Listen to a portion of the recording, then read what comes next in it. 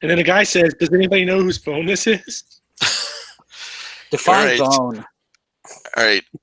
It's June 16th, 2019. Welcome to the Lovecraft eZine podcast. Benjamin, I got a message on my screen telling me this Hangout on Air is live, which I knew. And then it says Hangouts on Air are going away later this year. For quick streaming, try youtube.com/webcam. So we're going to have to implement your solution sometime soon so that everybody's still able to enjoy this show. Well, that's why we worked it out. I don't know, 5-6 weeks Work ago. our asses off on this stuff. All right. And then in the future, when older people like Kelly need to call into the show, they can just use the rotary phone in this new solution. It's going to be fantastic. I don't even know how I got on here, to be honest.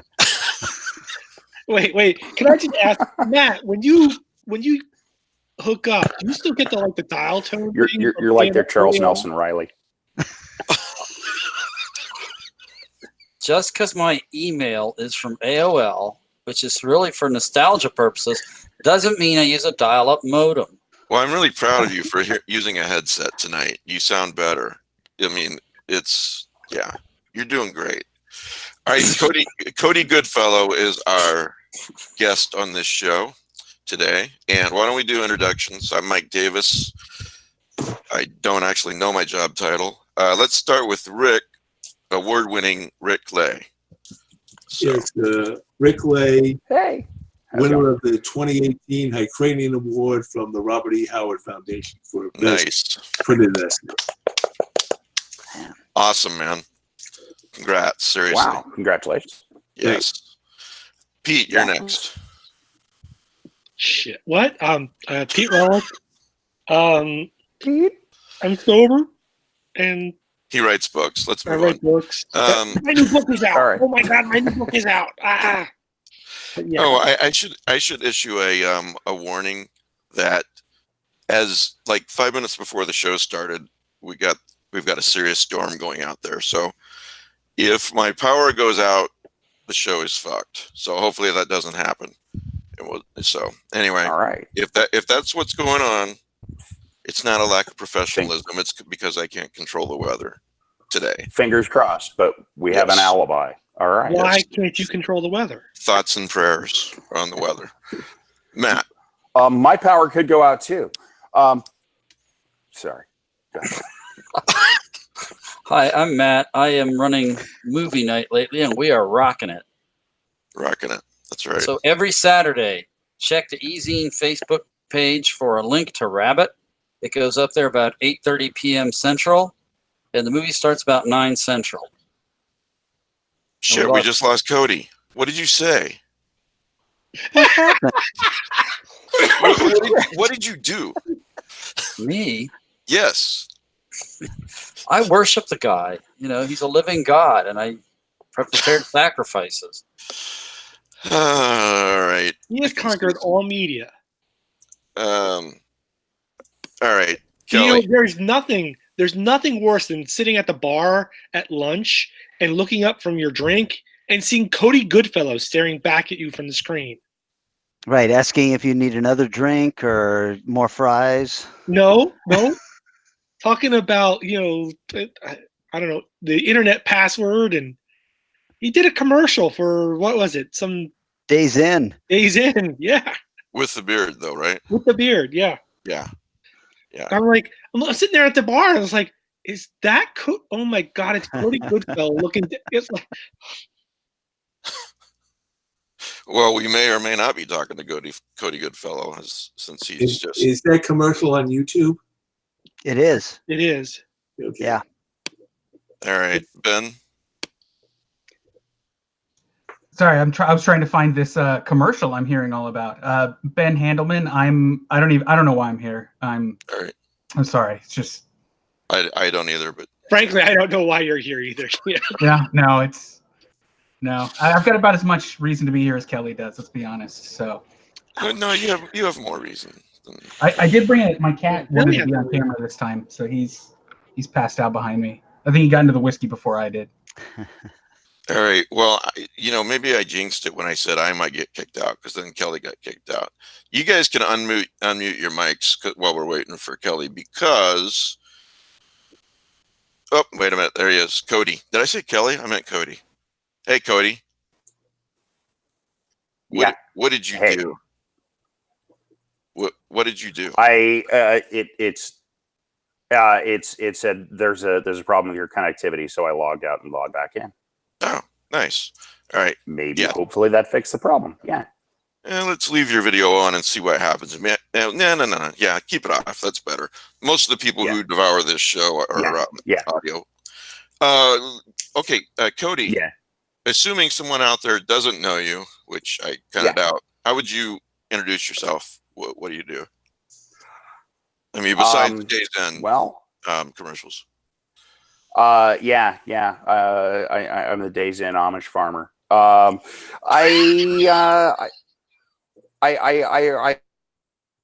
write. I guess I'd say I'm a pulp writer, more than just a horror writer, because I've written in all of the old sleaze genres, science fiction, horror, fantasy, crime, mystery, but it's all tied more together by a philosophical aesthetic than by being a genre of things. I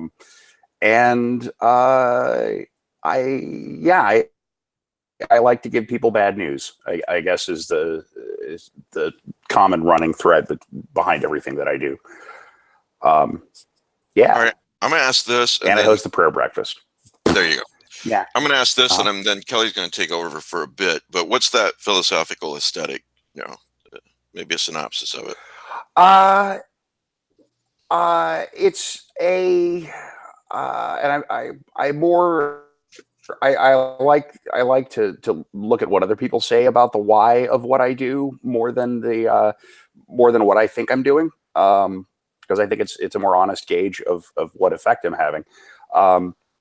I have a relentlessly pessimistic aesthetic or ethic as far as the nature of the universe, but apparently I'm still very I wouldn't say positivist, but very interested in my fiction, in how human beings cope with and create their own small triumphs in a hostile or indifferent universe.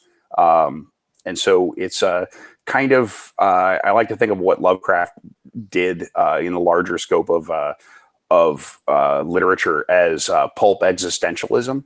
And I think that's kind of what I bring to the table, no matter what I'm writing.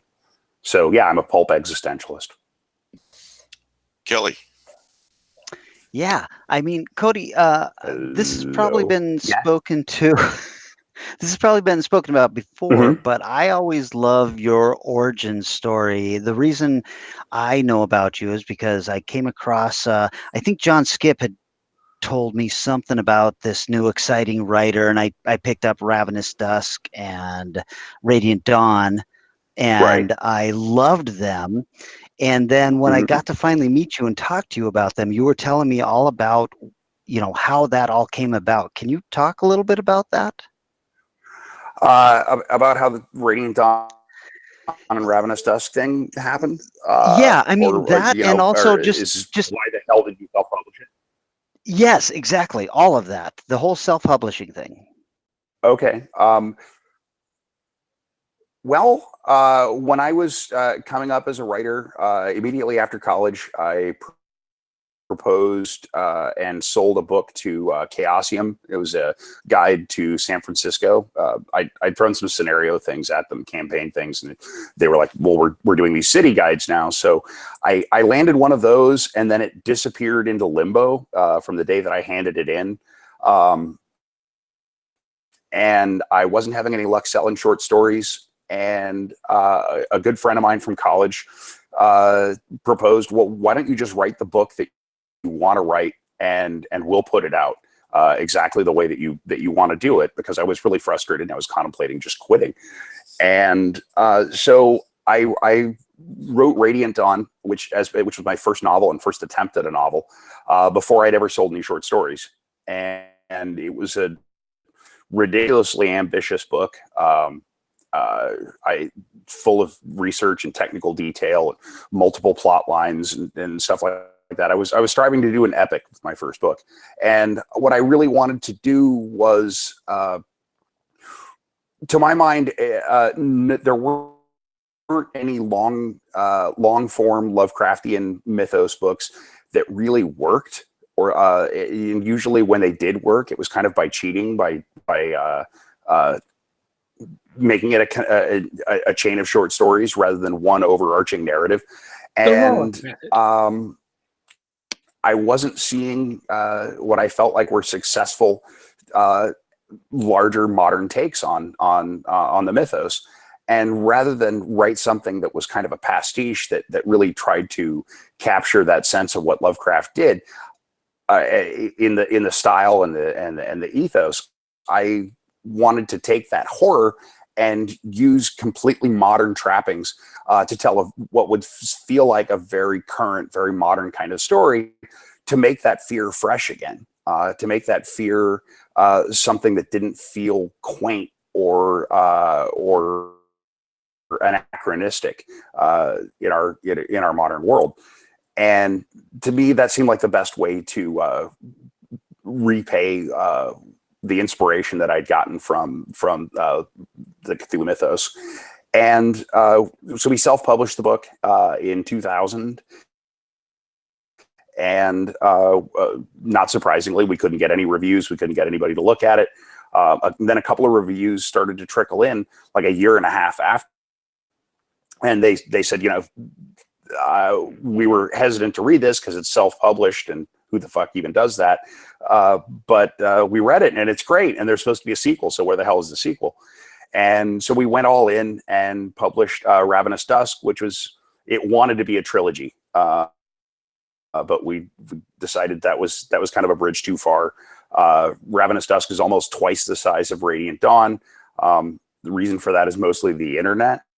When I wrote Radiant Dawn, I was working at a Barnes & Noble, and I was the bargain and calendar guy, and I built a false fortress out of calendar boxes that was actually hollow inside, and that was where I did a lot of my research on the clock. I think Barnes & Noble's changed hands, so now the statute of limitations has run out.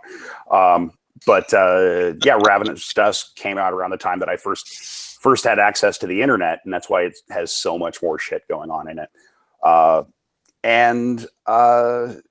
It was probably a huge mistake to self-publish my first two novels way back then, in 2000 and 2003. But they're still kind of steadily selling now, and people are still discovering them, and apparently they've aged well, which is wonderful because we still have a garden shed full of unsold copies. So I would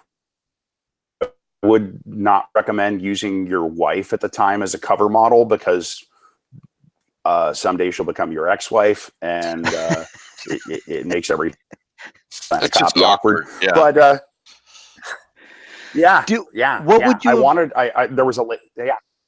what would you have done differently then, when you're saying that you probably wouldn't have self-published now? What would you have done differently now? Well, I would have been more patient about shopping the book around. I inquired with a few agents and editors, and I proposed the book to a few publishers, Chaosium included, and the response that I got wasn't very encouraging.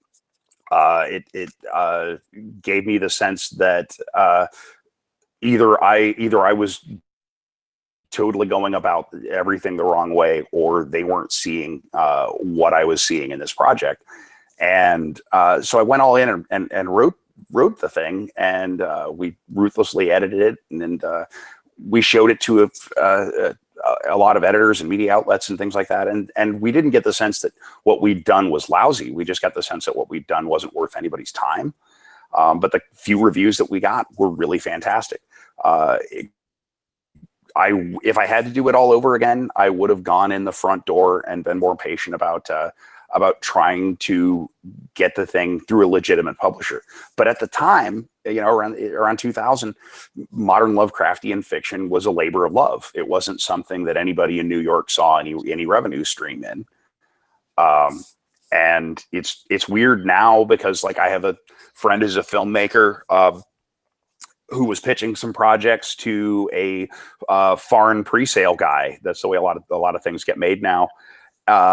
And the foreign pre-sale guy listened to him pitch all these projects, and then he goes, well, let me show you some concept art. This is to give you a sense of the kind of thing that we're looking for.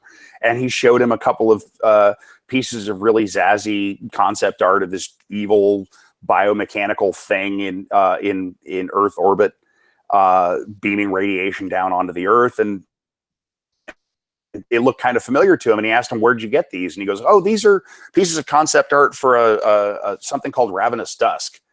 And so the concept art that a friend of mine way back in the day had commissioned so that to try and pitch a Radiant Dawn movie, this was like in 2005, is making the rounds with foreign pre-sale guys, because that's the kind of thing that they want to make. But yeah, they're not calling me. So yeah, it's a weird thing. I feel like the timing was wrong. If I would have waited and gone through channels, and maybe it came out in like 2008, it could have been a huge success. But as a self-publishing story, it's not really a raving success story, but not really a cautionary tale either. So right. Yeah. Don't do what I did, kids. I don't know. Well, one of my today there's not as much of a stigma. Yeah, with sure. Yeah, sorry. Kelly, yeah.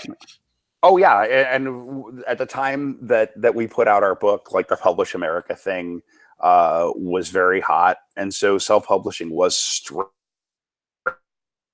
a grift. They weren't there was no quality control standards, and there weren't really people trying to go through that with something. I mean, the hope is that you're doing something that publishers don't see the good in, but it's there.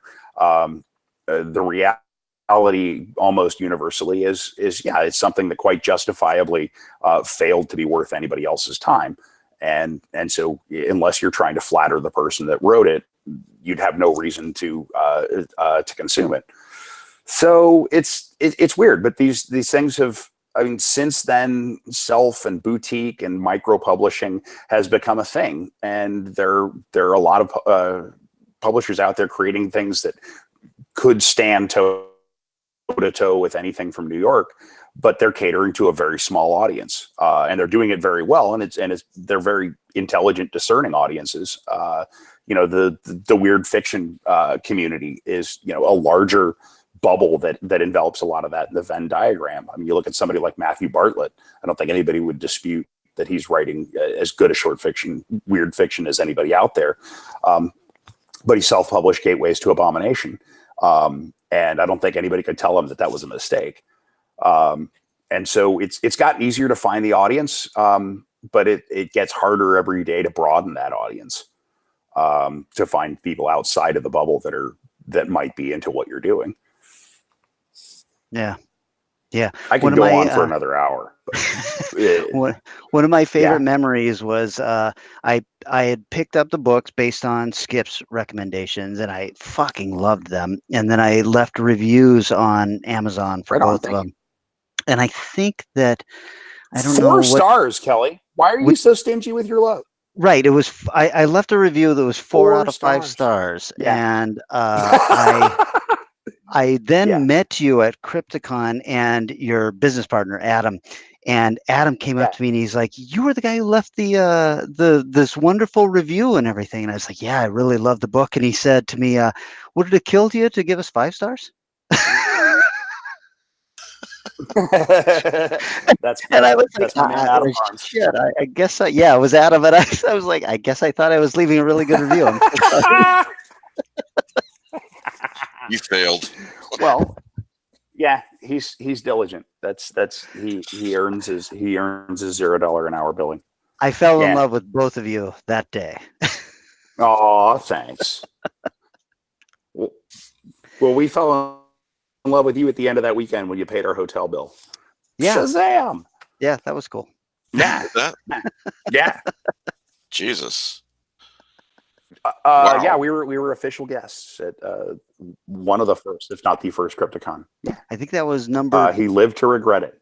number 2 or 3. Yeah, when I was heavily involved with Crypticon. I no longer am involved. I show up there and drink and sit on panels. And I was lucky enough to sit on a panel with you this last time, and then didn't speak to you for the rest of the weekend. Yeah, that was fun. I was lucky enough to get drunk there on your pad. That was fantastic. Yeah. Yeah, we were. It's You too were bad we didn't get around originally to actually recommending any movies at it, but you were originally scheduled on Crypticon weekend, and I found out, oh, he's going to try and do this from Crypticon. Yes. And then when I found out I couldn't, I was just going to look over Kelly's shoulder in his hotel room, and then I saw his hotel room, and I backed out. Dirty towels. He was everywhere. staying at a Days Inn. Oh God, not a Days Inn. Anyway. Yeah. So, Kelly, what else you got? yeah. So anyway, I could talk to Cody about his career forever because he's one of my favorite writers. I have long since the first time reading him said that Cody gave me the same feeling I got in 1987 when I picked up the Books of Blood from Clive Barker. wow. And I didn't really understand what I was reading, but I realized, oh God, this is different than what I'm used to reading, and this is a big deal. And I felt that same way with Radiant Dawn, and then getting to meet him, and then slowly following his career through all the short stories and everything, and being lucky enough to publish him in Strange Eons and stuff like that. So, I mean, if you want, we can just do a year-by-year analysis of Cody's career. We can start talking about what he's been up to lately and what he's promoting right now. But, sure. Well, So you would classify yourself as a Cody Goodfellow groupie then, Kelly? Yeah, I mean, groupie at the least. One of those crazy fanatics who stands outside the gated home and just stands there with a sign, pressing the button on the thing saying, hey, Cody, will you let me in? I want to talk to you about maybe publishing your next chapter. He never took advantage of his rock star status on you personally, if you know what I'm saying. Well, I wouldn't say he took advantage. It's hard not to that I rape remember, the willing, but right? not that I remember, but but every Crypticon is a bigger and bigger memory hole. So you only know that you were there because there's photographs. I do have memories of standing outside on a big deck and smoking the stinkiest weed on the planet at the Crypticon a couple of years ago, and then having a security guy come out and talk to the entire place, but look at us the entire time and say, I will let you know that this is a non-smoking hotel. And we were trying to hide this incredibly stinky joint the entire time.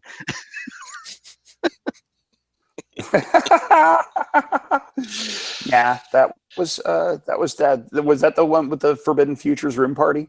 Yes, that was a good time. Yeah. Well, let's talk about Forbidden Futures before we get into your new stuff. Talk a little bit about Forbidden Futures, which is one of my favorite magazines, maybe my second favorite weird fiction magazine. What's your first? A little magazine called Strange Eons. Absolutely. Forbidden Futures has been a wonderful opportunity to work with a lot of my favorite people. It's for years and years I've worked with Mike Dubish. He's kind of my visual ally. He draws kind of the way that I imagine things look, and so we worked together on a lot of projects. And Dan Ringquist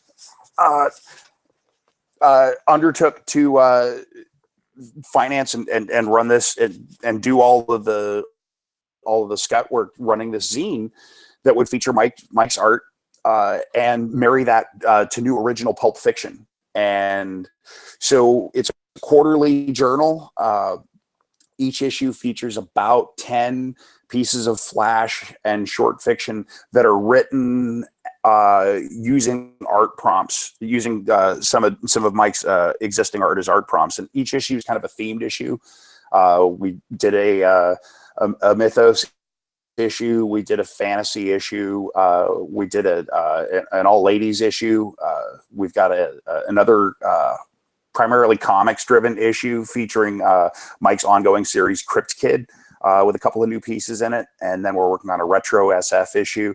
And it's been wonderful because I mean, the logistics of the thing, because we're having people write stories based on the art, it doesn't really work with like the slush pile open call system. And so we're going to open things up going forward. But I've invited all of the contributors, and it's been wonderful because I've been able to reach out to people whose work I just like to see more of in the world. People like Anna Tamber, Mahitable Wilson,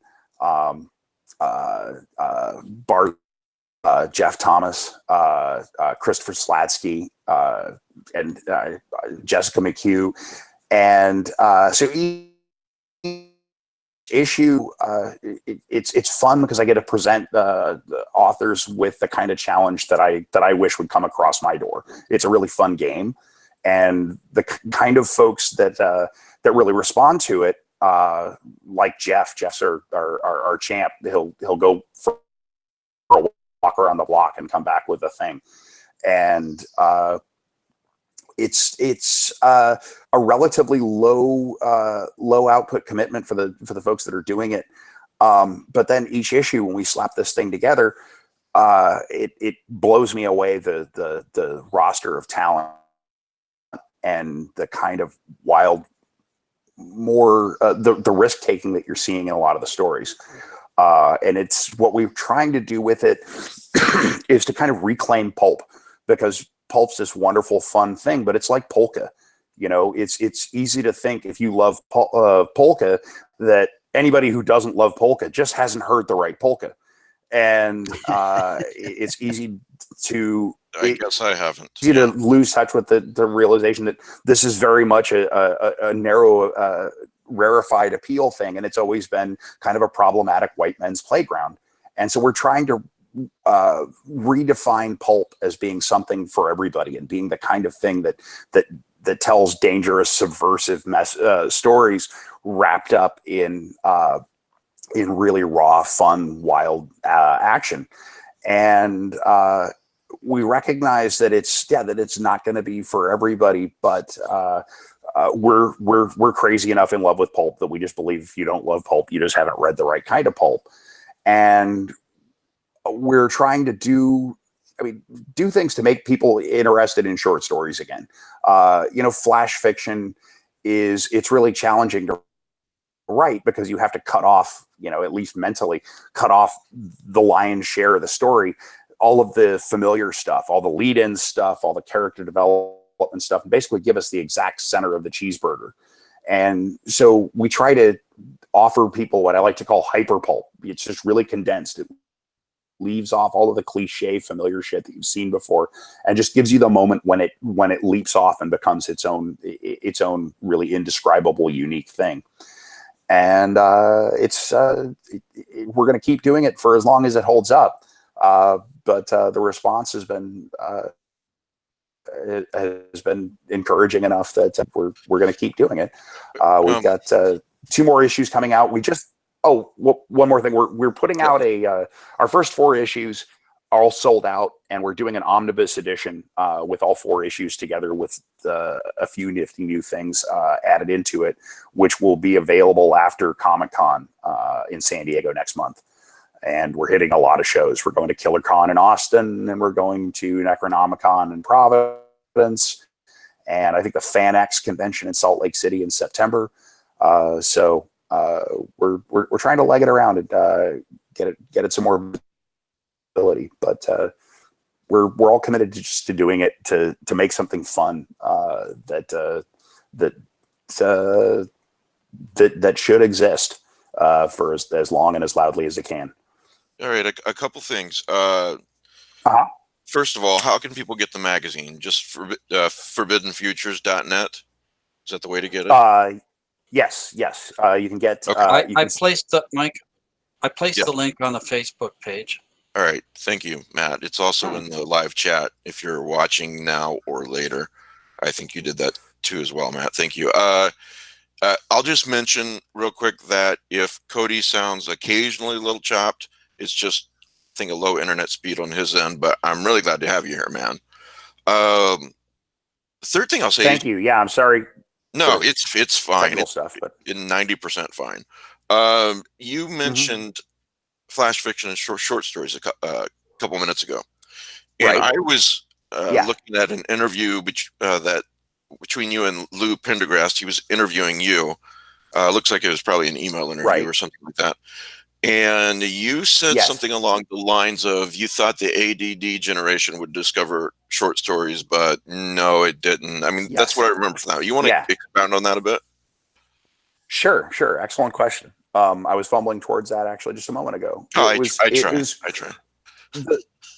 Yeah, you nailed it, man. I mean, when you're reading a short story, one would think, okay, our attention spans are short. We want an instant gratification. So stuff like a well-written short story that has a really good grabber of an opening would be a slam dunk for that, and possibly even an entree again into making reading fiction accessible for working class people on a working class schedule. We could get back into the back pocket of every railroad brakeman and cab driver. But the problem is, when you read a short story, you have to orientate yourself and figure out what the hell's going on and how, who's what, who I'm rooting for, what the through line is. And a lot of genre fiction has gotten deeper and deeper into relating to people that are already initiated into it, that it becomes kind of like the intellectual, the suspension of disbelief just becomes too much just to get involved into the story. And so the challenge becomes writing something that's short and immediate and will give somebody a satisfying, complete experience in one sitting that doesn't require a whole lot of head sweat to figure out, and relate to it. It's fascinating to me how generationally how our attention spans are perceived. 20 years ago when MTV came out, we were told that MTV and video games and everything had screwed up our attention span so that we can only handle things in 30-second to 3-minute bites and stuff. And at the same time, we were all, the big drug problems were cocaine and crystal meth, which were the kind of drugs that help people keep up with and cope with a lot of stress and a lot of things flying at them. On that surface level, that was when Starbucks blew up and everything, and we were all drinking lots of coffee. Now we're facing a fentanyl and an opioid crisis, and we're binge watching, 9 and 12, 14-hour seasons of TV on a weekend. And so it's weird how, and it's interesting to try and gauge whether media is trying to reflect that shift in our attention spans or trying to drive that shift in our attention spans in order to sell us something. And so it's weird that people who do read will find it more comfortable to read, a 500-page book or a series of 500-page books, but will find resistance to a book of short stories. And there's a lot of reasons for that. If the stories aren't all aligned emotionally or intellectually, if they're uneven, if it's a mixed bag of stuff. But even within a single author collection, each time you read a story, you have to kind of start over again on a blank page and figure out, what the hell's going on. And so with Forbidden Futures, we've tried to write the kind of stories that could grab anybody. And we've done some things with like doing audiobook readings of the stories with music and atmospherics to really kind of amp up the presentation, to make it like a music video, to make the flash fiction something that you can, that pulls you in and grabs you and gives you this experience and spits you out the other end, and kind of thinks for you. And so we're trying to, at heart, do things to make reading short fiction or consuming it in whatever way the kids are doing it now more accessible and more current and sexy again, so that it doesn't feel like an anachronism or like something antiquated. And there's a lot of new authors and new media authors doing things with fiction, with vines and creepypasta stuff that is surfing that net of what audiences are receiving and what they can be pulled into. And I like seeing literature that challenges that and doesn't just passively accept a smaller and smaller pool of readers every year. Yeah, I'm really fascinated by creepypasta. My son's really hooked on that, and he's not a big reader like I am, but he loves audiobooks. He loves creepypasta. Right. And my feeling is, okay, when I was a few years ago, I was, how am I failing as a parent? Because he's not reading like I am. And I just realized after a while that he doesn't have to read like I do. If you're listening to a story, you're still engaging your imagination. Right. Not like watching TV, Right. So. Right. I've had a really, I don't know, unsettling experience with my daughter, who lives down in Southern California, but she was staying with us for a week last month. And she is an avid, she loves literature, and she's starting to read on her own. She's just turned 9. But has a very overactive imagination. Once she walked through the room while I was watching Indiana Jones and the Temple of Doom, and she saw just an establishing shot with a lot of bats, and she had nightmares about bats for 2 weeks. Wow. And so when I see other, my peers who have kids and they're watching, hey, we're having a Friday the 13th camp out marathon with my 6-year-old, and he wants a Michael Myers themed birthday party. I'm doing it right. That's fascinating to me. And I think kids want to understand the world. Their parents are a portal to that. And so they're going to absorb almost whatever their kids, their parents present to them and show willing. My kid is terrified by everything. And it causes me to reassess how jaded a lot of us are, and how a lot of these things that are really terrifying to regular folks are comfort food to us. And she reads a lot of like YA fantasy things, kind of like Harry Potter light stuff. Sure. And I read her a Ray Bradbury short story, and she fell in love with it, was very, very stimulated and intrigued by it on a level that I had never seen before. And I told her about the Martian Chronicles, and she really wanted to read that. And so I started reading her the Martian Chronicles, and she was asking questions and thinking about things on this level that I hadn't seen before. And I felt like, wow, it's so amazing. She's ready to open this door. And then we got to the chapter where the Martians appear to the astronauts as all of their friends and loved ones from home, and then they take them back to their homes and murder them all. And the next night, she was not just frightened by it because what happened to Captain Black and the other astronauts. She was genuinely weirded out at a cosmic level. She went, so that wasn't real. And so I'm looking around and I'm wondering, is this real? Is anything that's happening, is you reading to me real right now? And, I don't remember having that kind of a fundamental questioning reality moment, until the first time I did acid in college or something.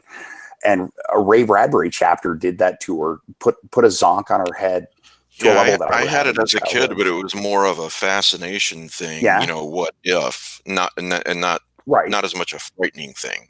You know. Right. Right. What was the first? What was the first Ray Bradbury story you read to her? I don't know if you said. Then before the Martian Chronicles. What was the first thing that I read her, or the first thing that I read? You said you read her a Ray Bradbury story and she liked it, and so you went on to the Martian Chronicles. I was just curious which story you read her. Oh, All Summer in a Day. Okay, I'm trying to remember that the one about it's the children living on Venus, and so it's uninterrupted rainfall constantly. And there's one girl who's from Earth. What a devastating story! I know, right? My mom, who is a retired elementary school teacher, and she still teaches reading recovery to kids. Everybody's mom bombards them with stuff. Hey, here's a friendship bread recipe and stuff like that. My mom happened to send a link to this short story, and it said, the header said, just for fun. And I'm like, oh boy, Ray Bradbury. I needed something to read to Madeline, and we just finished the last Harry Potter in the house. And so I'm like, oh great, there's a Ray Bradbury story. Maybe she'll like this. It's only 1,500 words. And I get to the end, and in the story, the kids lock up the one girl from Earth, lock her in a closet, and then the sun comes out, and it won't come out again for another 5 years. And so it's, as much as it's about wonder and about the resilience of the human mind, it's also about just pointless cruelty and how the mob will home in on one person just to preserve its own raison d'etre. And it's a horrifying story. And I think she was able to relate to it in a way deeper than the average reader, because she's a really painfully smart kid, always kind of on the outside in every circle. And I think it really spoke to her in a really amazing way. But also, I think the language really spoke to her. The poetry that Ray Bradbury puts in even the most mundane descriptions. It's tough, because when you read to your kid, you never want to criticize something that your kid loves. But when you're reading something that's just, like a Harry Potter knockoff, where all of the teachers are Greek gods, and just out one side of your mouth, you're like, you're getting Hercules wrong. Hercules is Roman. Heracles is Greek. You try not to criticize those things, but at the same time, you try to lead with stuff that you hope that they'll get into. And all I'm trying to say with this is everybody's sensibilities are different. And I'm reassessing how I look at the kind of things that I make and put out into the world based on how far from being able to accept that kind of stuff my daughter is. So I'm with somebody now. I'm sorry. Go finish up, Cody. Oh, okay. I was going to say I'm living with somebody now for the first time who actually reads my stuff. I've been married twice. Both my previous wives, I think, had a healthy respect for the fact that I was a writer, but they didn't understand what I was doing. And so of course, when it doesn't start paying off like gangbusters, they wonder, why the fuck are you doing this? And I'm with somebody for the first time who actually appreciates what I'm trying to do for what it is. And that's also allowed me to see it with new eyes, because for the longest time you're carrying this thing around and you're trying to just keep lit this belief that what you're doing is worth it and that you have something to communicate. And you all, of course, naturally almost never find that. And that's not because you should stop what you're doing, but because the world's full of things that are not you and yours. And people will find their fulfillment in those things. But it's humbling to be in a relationship with somebody who understands and appreciates what you're doing. My fondest wish, the thing that I would most love to do now, is to write something that I could read to my daughter that would be her favorite thing. And so I'm trying to look more less, like I said at the beginning of this, the common thread in my stuff is I like giving people bad news. I'm trying to shake myself out of that and ask myself, as a reader, where would I want to go? What would be something that where can I take somebody that they can't imagine that they wanted to go there, but they'd want to go there? Not taking people, what's the last thing I would want to experience, or, and how can I inflict that on an unsuspecting reader? Yeah. Pete? Because you really have you totally can lose the sense of what the impact of what you're doing is, and with like cosmic horror stuff, we try to outdo each other with, these depictions of how bleak the universe is. And it's very easy to lose sense of how small and fleeting, but how beautiful that the light as well as the darkness are. Whether it's the light that we create for ourselves in the void, or those sparks of light that for moments seem to convince us that maybe there's something at the other side tending that light. Pete, you got some questions? Well, I'm just going to comment because what Cody is saying is resonating strongly with me for two reasons. First, I promised my girls last year that if they behaved and showed me that they were mature enough, I would watch Buffy the Vampire Slayer with them from the beginning. So we just finished the first season. How's that going? And it's pretty good, but like you've noticed, they've latched onto something that I never thought they would. The first season features an episode in which one of a high school girl is turned invisible because everyone ignores her. And at the end of the episode, she's picked up by government agents and put into a class with all the other kids who have been turned invisible by people ignoring them. And they're being trained to be assassins and spies. Right. My daughters are fascinated by this idea. And they want to know, can kids who were ignored see each other? Right. And I'm like, hell if I know. Of course they can. Right. Yeah. But no, that is a beautiful allegory for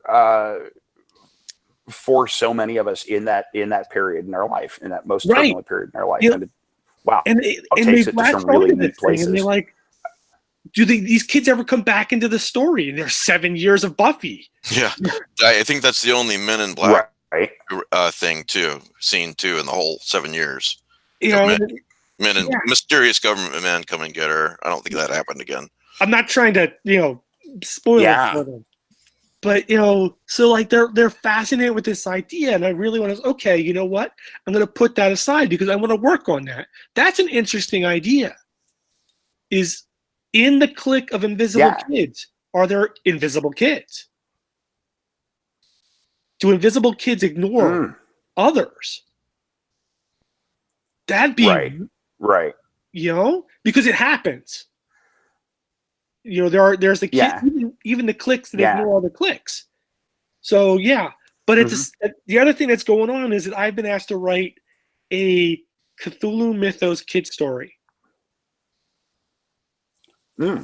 And there's going to be, I can't talk about a lot, but there's going to be a whole series of Cthulhu stories told from the point of view of 11-year-olds.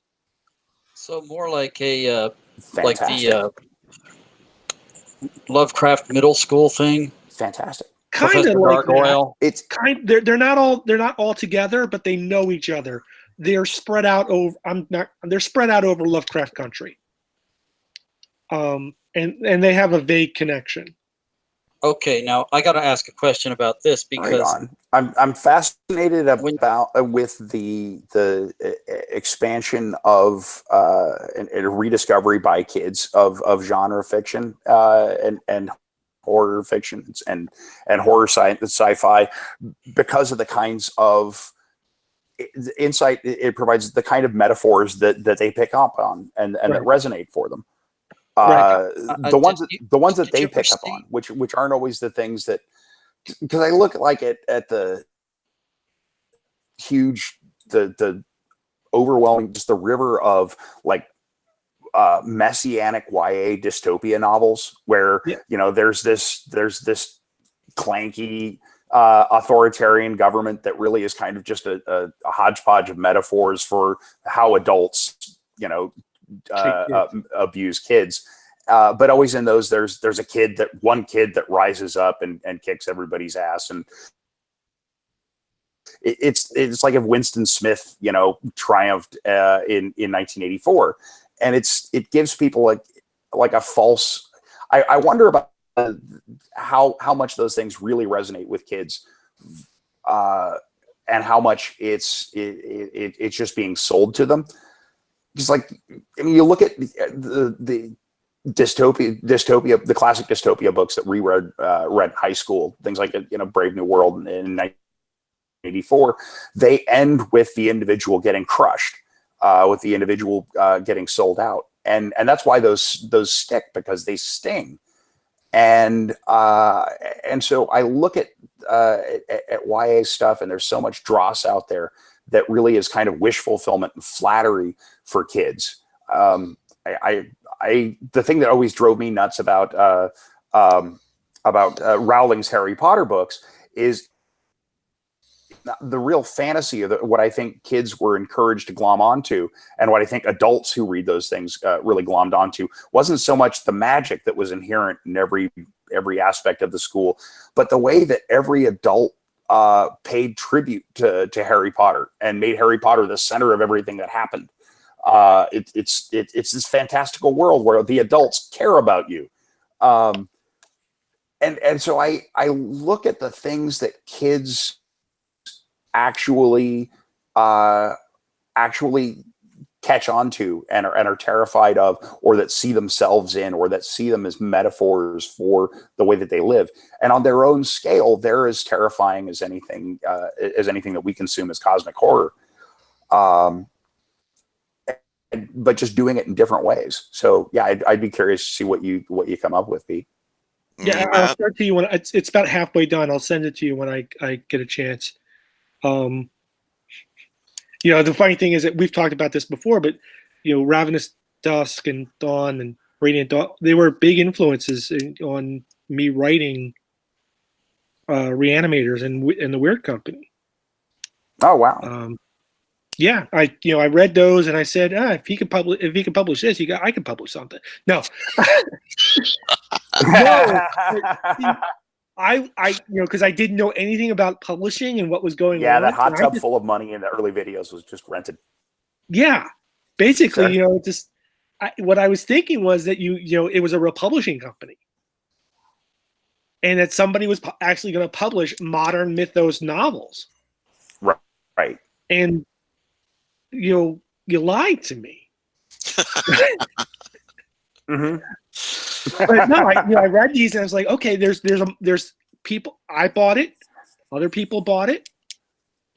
There's an interest. Yeah. And it's I had Adam Scott Glancy, who I have to imagine is familiar to most of you and a friend of the show. Came up to me once at the Lovecraft Film Festival in Portland, and I love the way that Glancy has to leaven any grain of praise that he gives with like a rock salt the size of your head of hostility. God bless him. But Kelly's laughing his ass. He came up and basically he came up and harangued me for keeping him up for 72 hours straight reading this Dusk. And he said, and I want to recommend him if only the cover art wasn't so damn bad.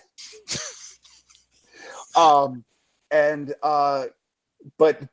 yeah, was like blaming me for keeping him up, which was honestly the most honest, real praise, because it was all I would really aim to do was keep you riveted through a really long story where you had no idea where it might go. but it's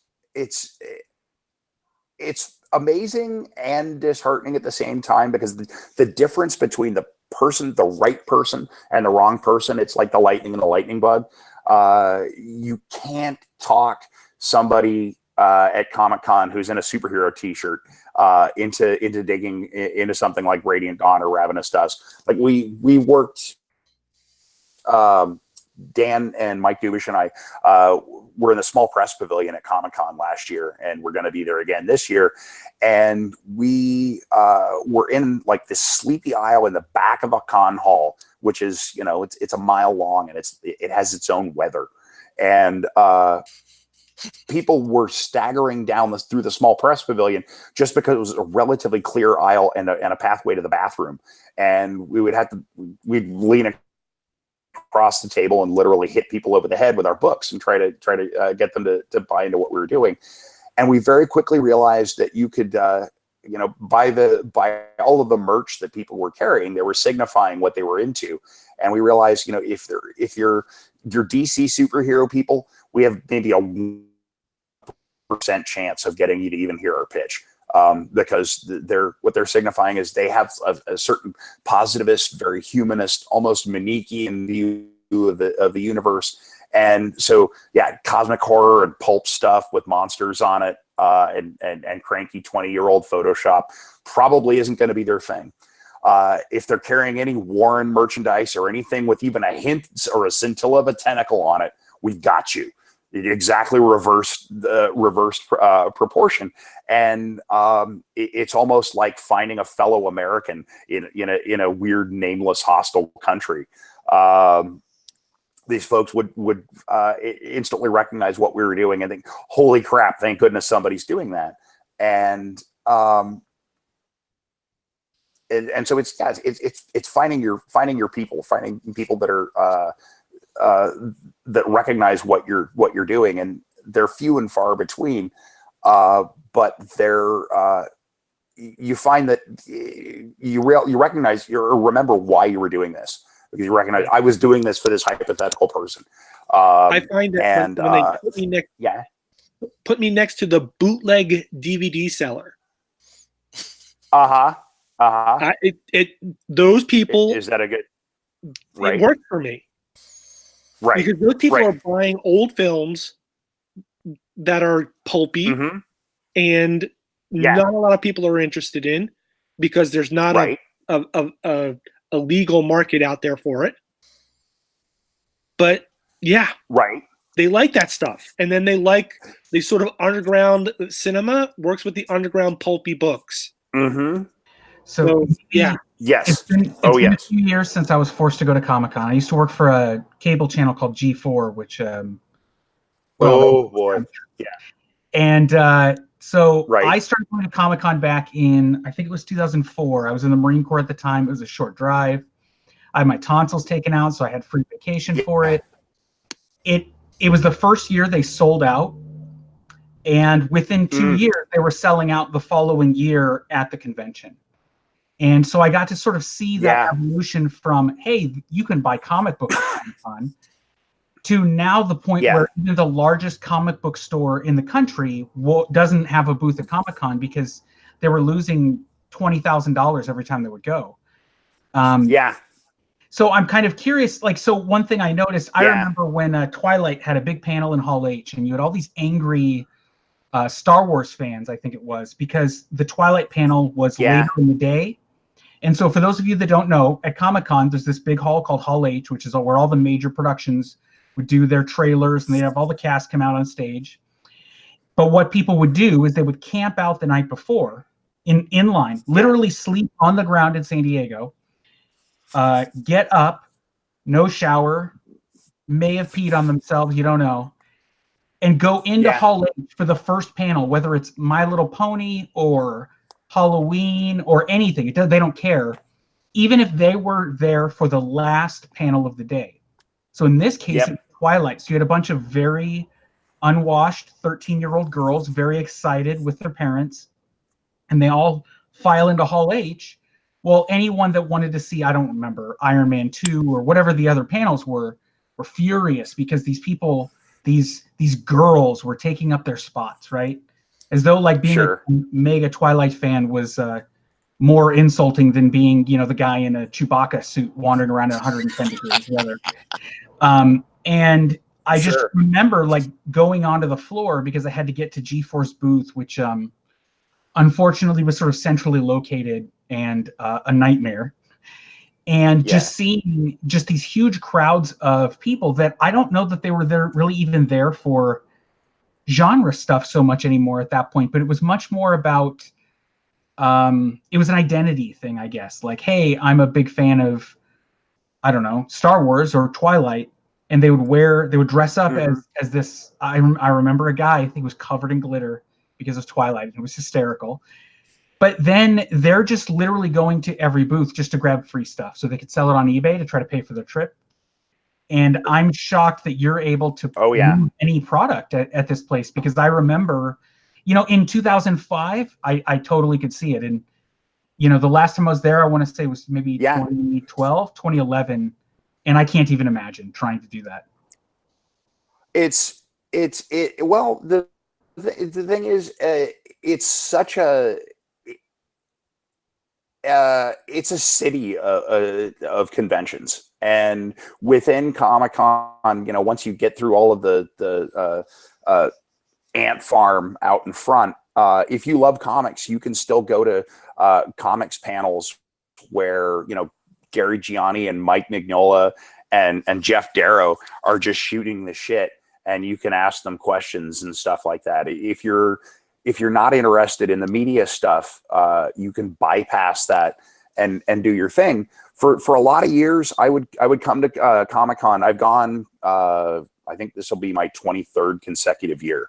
For years I would go there, and I had two, there was a game retailer that sold a lot of Chaosium and Lovecraft related stuff, and they had a bookshelf of Lovecraftian fiction. I remember stopping at that booth every year when I would go. Like Adventures Unlimited retailing, I think. And I would go see Jerry, and I would give Jerry an armload of books, and sometime in the weekend I would get back my consignment money. And then for a time I had 3 different retailers that were selling stuff on the floor, and then I would kind of try and sneak in and borrow a corner of a friend's table. And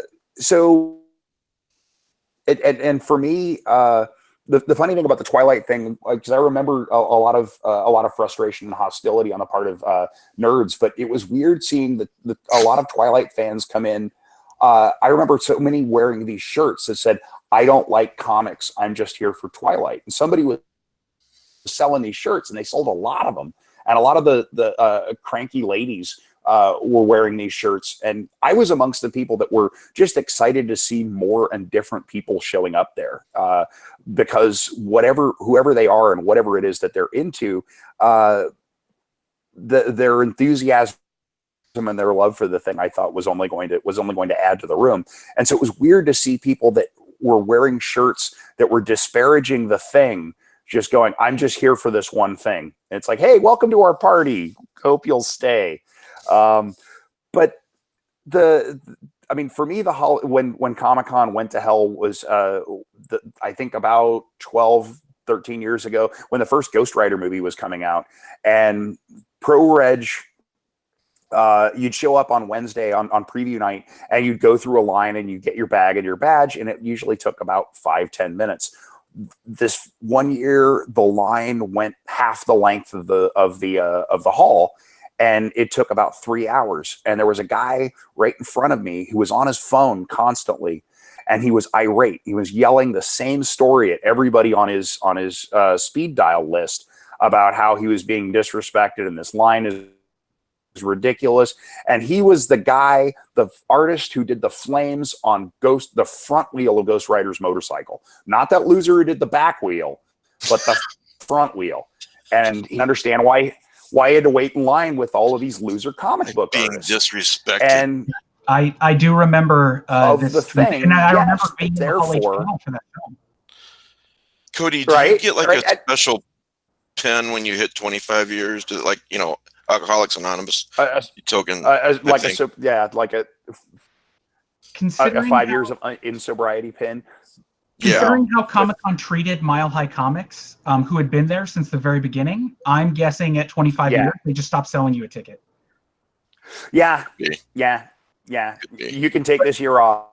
Cody, do you the remember? Beach is lovely too. But the hilarious part.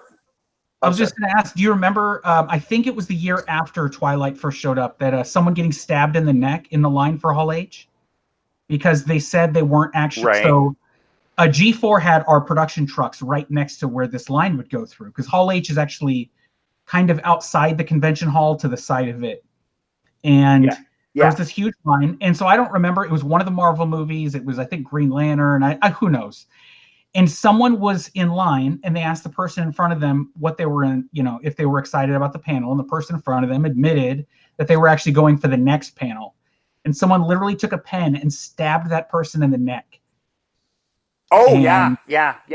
No, I remember the stabbing, and I remember how the ripples of rumors about it. Oh, I heard there was a guy who got, somebody poked somebody with a pen, and then an hour later, somebody, poked a guy in the eye, and his eye popped out. And so we had and then he threw his eye at the stage. And then, it literally happened right, I mean, I say right in front of us. It was maybe, 20, 30 feet away. So we could actually see sort of the immediate aftermath. And then, of course, like all the cops rushing over, and there's so much security at the time anyways. But I mean, to me, that's a perfect example of like people are excited and they go because they're a big fan of whatever it is, right? Whether it's Lost, whether it's 24, whether it was Twilight or Star Wars. And they were angry at anyone else that was there for any other reason, whatever it was. Yeah, because those are the losers, the loser geek nerds. Right. Sure. Yeah, exactly. So I remember, like, I have great memories of, I remember going to a Wildstorm panel. It was when Sleeper Season 2 was starting with Ed Brubaker and Sean Phillips, which is, by the way, the greatest comic book series of all time, for those of you that haven't read it. It's on DCUniverse.com. Go subscribe for your free month, and you can read all 3 series. But I remember, like, Jim Lee brought water bottles and cookies and handed them out to the entire audience. And then you just got to hang out with Joe Casey was on the panel, all these great writers, and you're just hanging out and chatting with them like nothing. And then I remember, a few years later going to the Spider-Man panel when Spider-Man, they did this thing where they canceled all the Spider-Man books, but Amazing Spider-Man, and all the writers would alternate. So the Amazing Spider-Man was coming out like 4 times a month. And you had like Bob Gale, who worked on Back to the Future, and you had Dan Slott and some of these other guys. And the panel was like locked down as any of the Warner Brothers or whatever movie panels. They were very strict about who could ask questions. There was like this huge audience. It was a completely different world. So as I said, it's just, I mean, I believe that some of this stuff may still exist there somewhere. It's just hard for me to imagine from my perspective. It's harder to access. I mean, the last media panel that I tried to get into was for an Adult Swim thing one year when the Venture Brothers were coming back after a long hiatus. And there was the line went around the length of the hall and wrapped around the north end of the hall in this area that I'd never been in before. It's outside the building and it's underneath the air conditioning heat exchangers. So it was like 100 degrees, and then we're getting the combined exhalation of everybody in that building on us constantly. And so there's condensation raining down on us that is like condensed and recondensed fan sweat. And my daughter, my older daughter, had gotten inside the hall because, and it wasn't Hall H. It was like Hall like D1 through 3. So it was maybe a 500 seat room. And she went in an hour before. Well, there was a panel for an Assassin's Creed release, and so there was maybe 70 people in the room, and I missed it by like 5 minutes. And so suddenly that line formed. And I was waiting in line, and then she started sending me video from it. And she goes, "Oh, wait, here's a link." And I suddenly realized, well, okay, I can just watch it on video. There's no reason to get inside that room anymore. And then the very next day, I was just standing out in front of the hall, and Doc Hammer, one of the creators of the Venture Brothers, he just lurks out in front when he comes out to smoke, and he'll talk to anybody about anything. and he's a wonderful human being. And I got all of the magic that I could possibly have hoped for from that panel because I just happen to know where Doc Hammer smokes. And so it's weird. I mean, it's like you hear people talk about New York, which New York is a traumatic experience every time I go there. But you talk to people who live there and finding out how they find their comfort zone and how they still reconnect with those things that you need to make a place feel like home. And every year it becomes harder to find those things amid the chaos at Comic-Con, but maybe because it's still my hometown convention, maybe because I've been going there since it was really tiny, maybe because the things that I like are the things everybody else likes. And so I'm never going to find myself in that line a mile long. It still feels like home to me, but a lot of that is because a lot of the people that I've been going to Comic-Con with for years, it's that attrition. It's hard not to, when a friend says, I'm burnt out, I can't do Comic-Con anymore. Part of me is like, well, I'll miss you. But part of me is like, hey, that's another parking space to enjoy. So yeah. God bless you for opening it up. But right, so there's a rumor going around that you have a couple books out. And by the way, guys, I do have a couple new books out. Feel free to unmute. We don't need to mute. Scum of the Earth, is this an autobiography or what is it? Well, it's more about my girlfriend, but it's a oh man, ouch. It's like all those like gnarly R-rated Star Wars parody knockoff films that came out in the late 70s, early 80s, like Galaxina and Star Wars or Action Mutante and stuff. They promised like a level of sleaze that they never really delivered on. And I wanted to write a sci-fi space opera that would really take into account what the kind of people that would live that kind of life, as space pirates or space smugglers, what they would really be like. And so I tell people that are uninitiated, it's like Guardians of the Galaxy, except they do drugs and fuck each other, and everything else. Coming soon to a theater near you. Yeah. The Galaxy, at least the drive-in after the kids are asleep. Yeah, totally. Yeah, and so I wanted to write a trashy sci-fi book that really presumes the worst in human nature as a foregone conclusion. I don't think you can ever go wrong there. In science, right? Well, sure. Well, like it always rankled me in golden age science fiction, or even in things like Star Trek, that there was always this theme that about human specialness. There's something about us that the rest of the universe just can't conquer or understand. And I wrote it as kind of it's a bizarro fiction book. And to me, what bizarro means is that you take some fundamental presupposed, assumption about genre fiction and completely invert it. And so in Scum of the Earth, human beings are special because our brains are malformed. We have this ability to imagine things as other than they are, and thus to lie to ourselves. And that makes our brains these fascinating producers of really, really potent chemical controlled substances. But also it makes the human brain kind of a controlled substance in and of itself. In a lot of old cranky golden age science fiction, humans were special because of our indomitable spirit. And I never quite got that. Cane toads have indomitable spirit. And so I thought, what if on the scale of, the intergalactic community, human beings are like the new cane toads? this thing that was imported, from one planet to the next for questionable purposes. For whatever reason, this reminds me of. For whatever reason, this reminds me of National Lampoon's Christmas Vacation, where the daughter goes to the grandfather. but speaking of Chevy Chase's character, but he worked really hard on these lights, Grandpa, and the grandma said, so do washing machines. Washing machines work hard too, right? Yeah, right, so. right, and so it's. You could say it's kind of cosmic horror, but it's more railing at the absurdity of it, and that stands in stark contrast to my other new release, Un-America, which is more of a Philip K. Dick or The Prisoner kind of cosmic horror.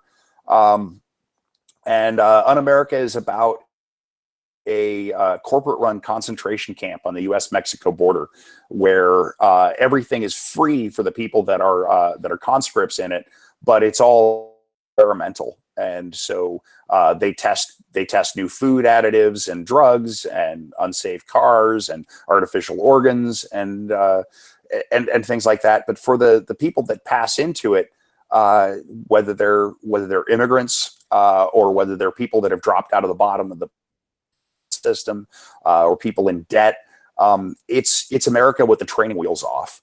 And into this environment comes this guy who has discovered a new entheogenic mushroom. Entheogenic is a kind of psychedelic that gives you at least the sense that you're communicating with a higher intelligence.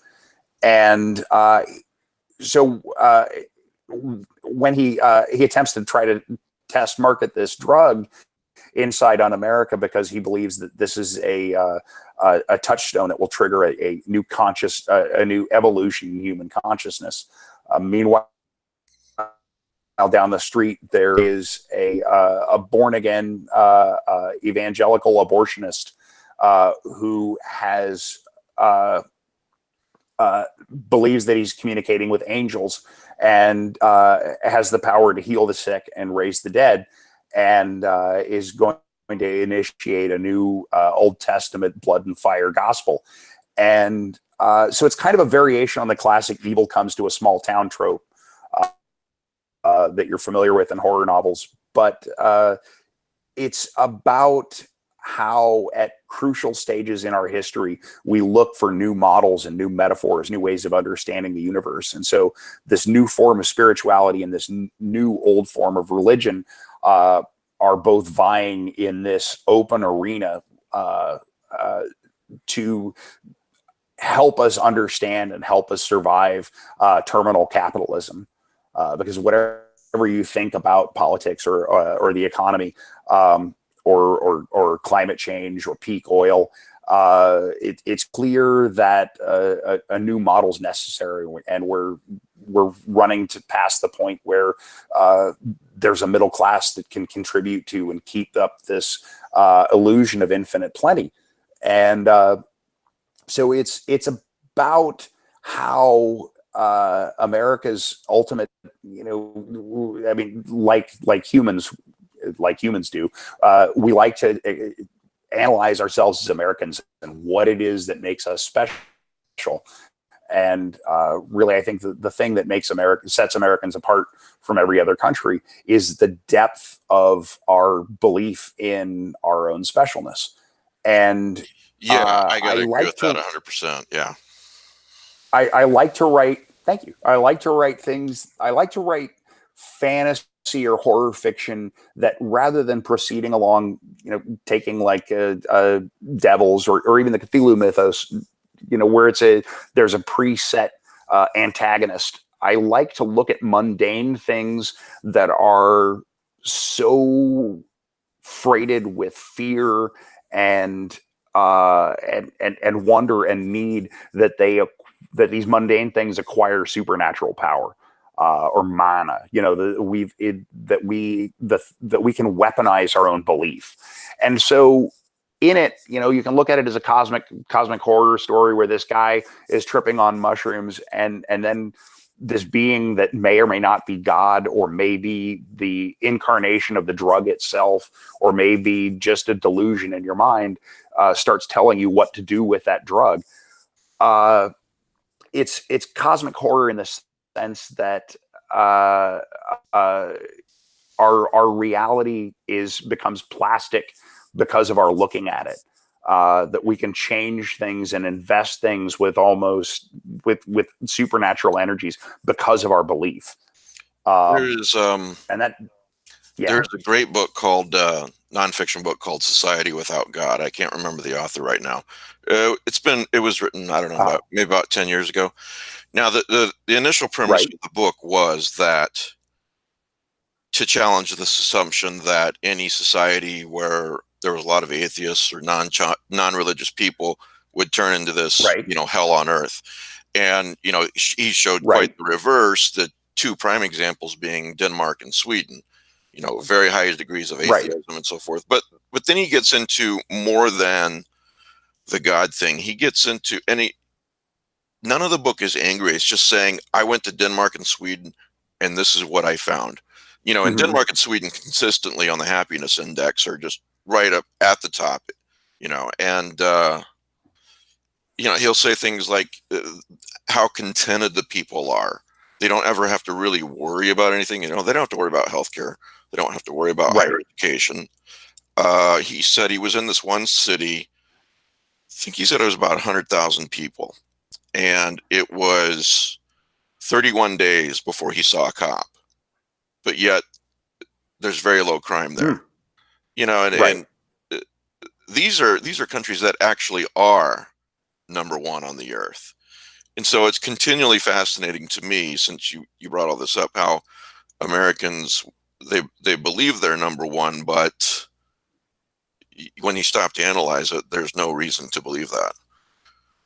Unless you're saying you're number one on, free countries who have incarcerated, X number of people, then we're number one. But yeah, I will say this also to the audience. I'm sorry, Cody, go ahead. Oh, no, please go. I was just going to say that to the audience, if you're listening to this or watching this and you're being introduced to Cody for the first time, or maybe you knew about him and this is sort of a reminder, if you haven't read a Cody Goodfellow book, you really, really should. I mean, there's nothing like him. I was going to ask you, Cody, On America and Scum of the Earth, I assume they're available on Amazon. Are they available elsewhere as well? Yes. Un America is currently available through Amazon. They're kind of sandbagging it. They're saying, we'll send it to you in 1 to 3 months. It's also available directly from kingshotpress.com. And I think shipping's free, and I'll probably even sign them. And Scum of the Earth is coming out from Eraser. KingShotPress.com. Okay. And so that's the way to go then. Yes, that would make us happiest. Scum of the Earth is coming out July 1st, and will also be available at eraserheadpress.com.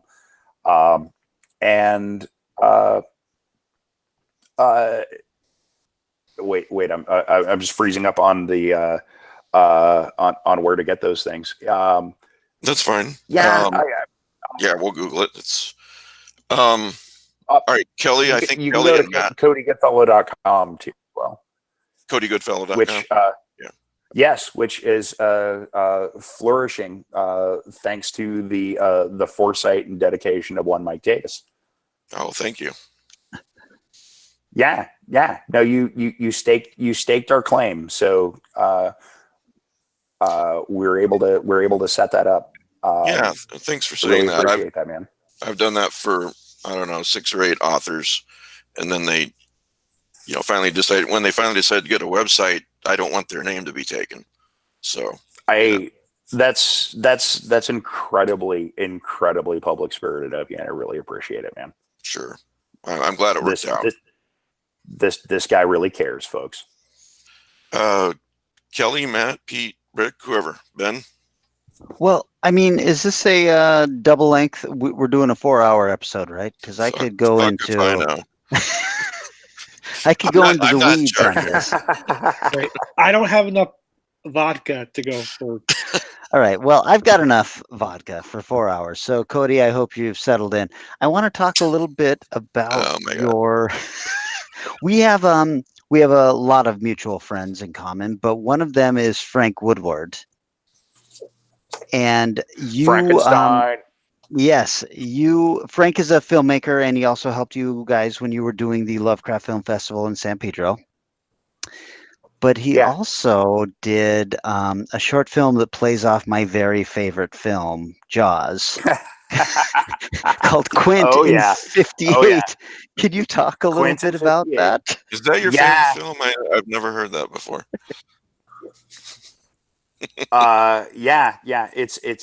It's his first favorite film, his second being Jaws.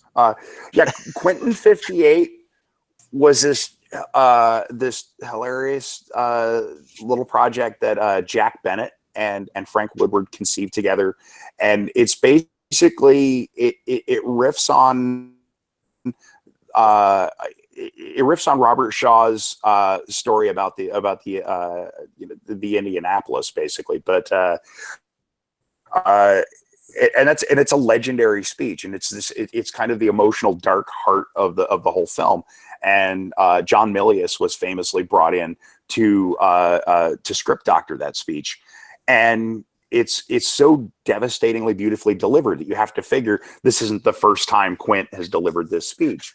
Right. And so Quentin 58 is kind of this unasked for prequel where you see a younger version of Quint hanging out in a bar and kind of working the bugs out of his shark story.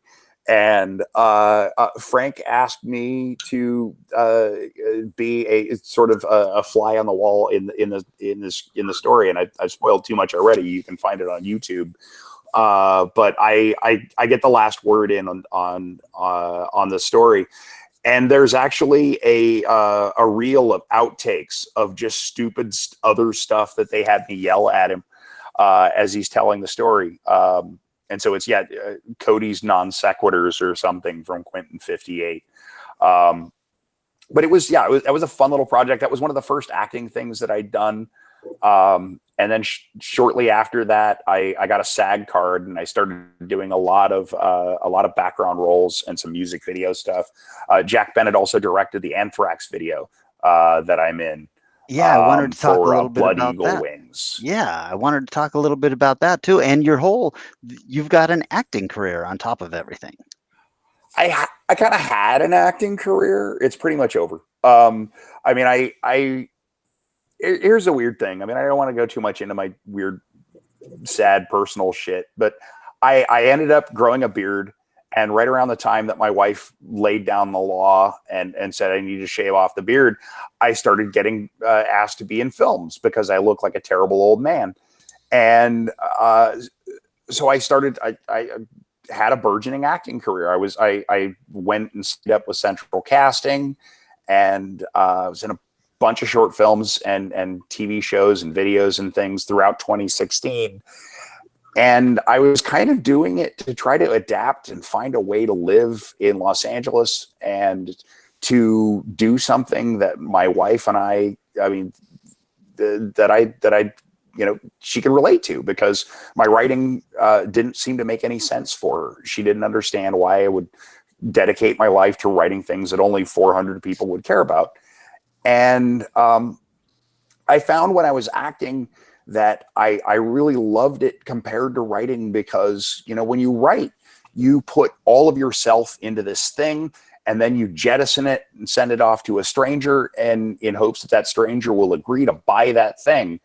And it's such a mysterious process that compared to that, the process of just going in and offhandedly pretending to be somebody else for 30 seconds or 2 minutes, and they tell you at the end, yeah, thanks for that, don't call us back. That's liberating. It was wonderful. I ran out of I actually love getting shut down at auditions compared to getting shut down for a short story submission. And so it was fun, but I did it for most of a year, and I started to find myself really rewiring my brain, the way that I related to creativity and kinds of things that I wanted to get out of it, and the way that I went about things. I went almost an entire year without writing anything, and I was thinking about networking and how to get right with the people that were getting all of the plum background roles and stuff like that. And I realized that if I continue down this road as an actor, I'm not going to be a writer anymore. And I mentioned this to my wife at the time, that I'm feeling like this acting thing's really going, and it's so easy and fun, and it's so much more, financially rewarding. I could quit writing. And I was kind of looking over my shoulder, testing how she'd respond to that. And she was like, well, yeah, great. If that works for you, that would be wonderful. And I realized that was when we kind of lost each other. Because I was becoming a different person, and not really a person that I really liked. And I kind of purged all of that in the book Sleazeland, which is about life at the bottom tier of acting in Los Angeles. Even if you're a union background player, and there are a lot of people who just do background, and that's all they really aim for, you get 20, 25 bucks an hour, unless they ask you to get naked. Then you're on double time and a half. But I never got any of that sweet nudity money. But that cover looks. There were people that were doing the background acting circuit and living in their cars, and they saw that as a sacrifice that they were prepared to make, so that they could continue to be in the background on TV shows. And I realized that was a level of commitment that I was willing to bring to my writing, but I didn't really have any business taking somebody else's dream, because I wasn't willing to live in a car to be in the background on TV shows. By the way, guys, and it was a script. Yeah. Yesterday when I asked him about the beard, or Friday when we did the video test, and I asked him about the beard and whether he was just trolling us by, changing his appearance every 9 months or whatever. You condensed it all into saying that the beard was a cry for help. So kind of, yeah. I grew the beard because I knew my wife hated it, and I felt like I felt like our relationship had deteriorated, and so I was kind of trying to externalize how unattractive and ugly and old and crazy I felt. And it was weird because all of a sudden I became noticeable to the weird fiction community, because I was the crazy beardo with the lobster hat doing the prayer breakfasts, and it became a visual shorthand that people could recognize. And every time I like to think every time people have a handle on who I am and what I'm about and what I look like, that's when it's time to change. Precisely because of that, because it forces people to see you with new eyes. Or if they never really saw you, it's very telling when suddenly you don't really register if you don't have a beard, or if you don't have the weird hair. And so, I like to break up that correspondence between what you look like and what you do and who you really are. And guys, what else I've been able to get away with it. The places that have the beard picture of me at the convenience store saying "Do not accept checks from this man." It's a whole the honeymoon is back on. Yeah. On the plus side, if you committed any crimes with that beard, you're totally unrecognizable. So. Exactly. It meant that the beard did it. Yeah.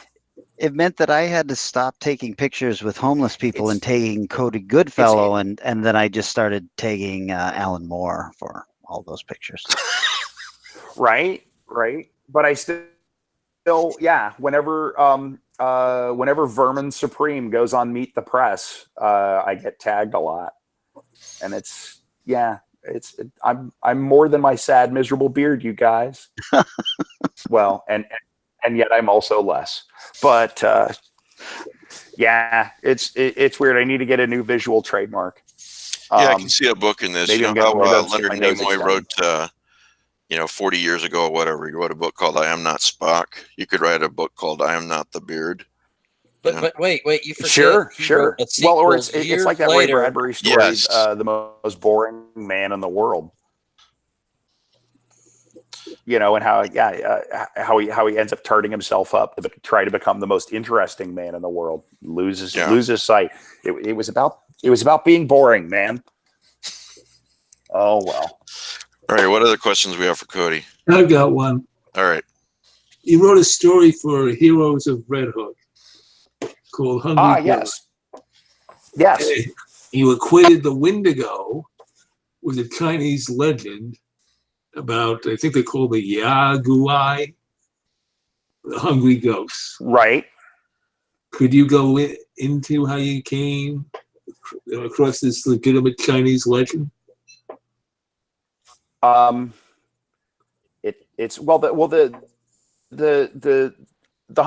custom of the hungry ghosts is pretty commonplace. And I came across it when I was researching the San Francisco guidebook. Actually, I sort of cannibalized a scenario hook that was in the San Francisco guidebook because San Francisco Chinatown had allegedly had this legendary underworld, with the with brothels and sweatshops and arenas and Shark Tanks and all that Big Trouble in Little China stuff. Yeah, I saw the movie. Big Trouble and the reality, of course, was a lot more dismal and mundane. There were sweatshops and storage rooms and alleys and things down there, but it wasn't really that extensive. And I posited in the San Francisco guidebook that perhaps there was a parallel reality, an empty dimension.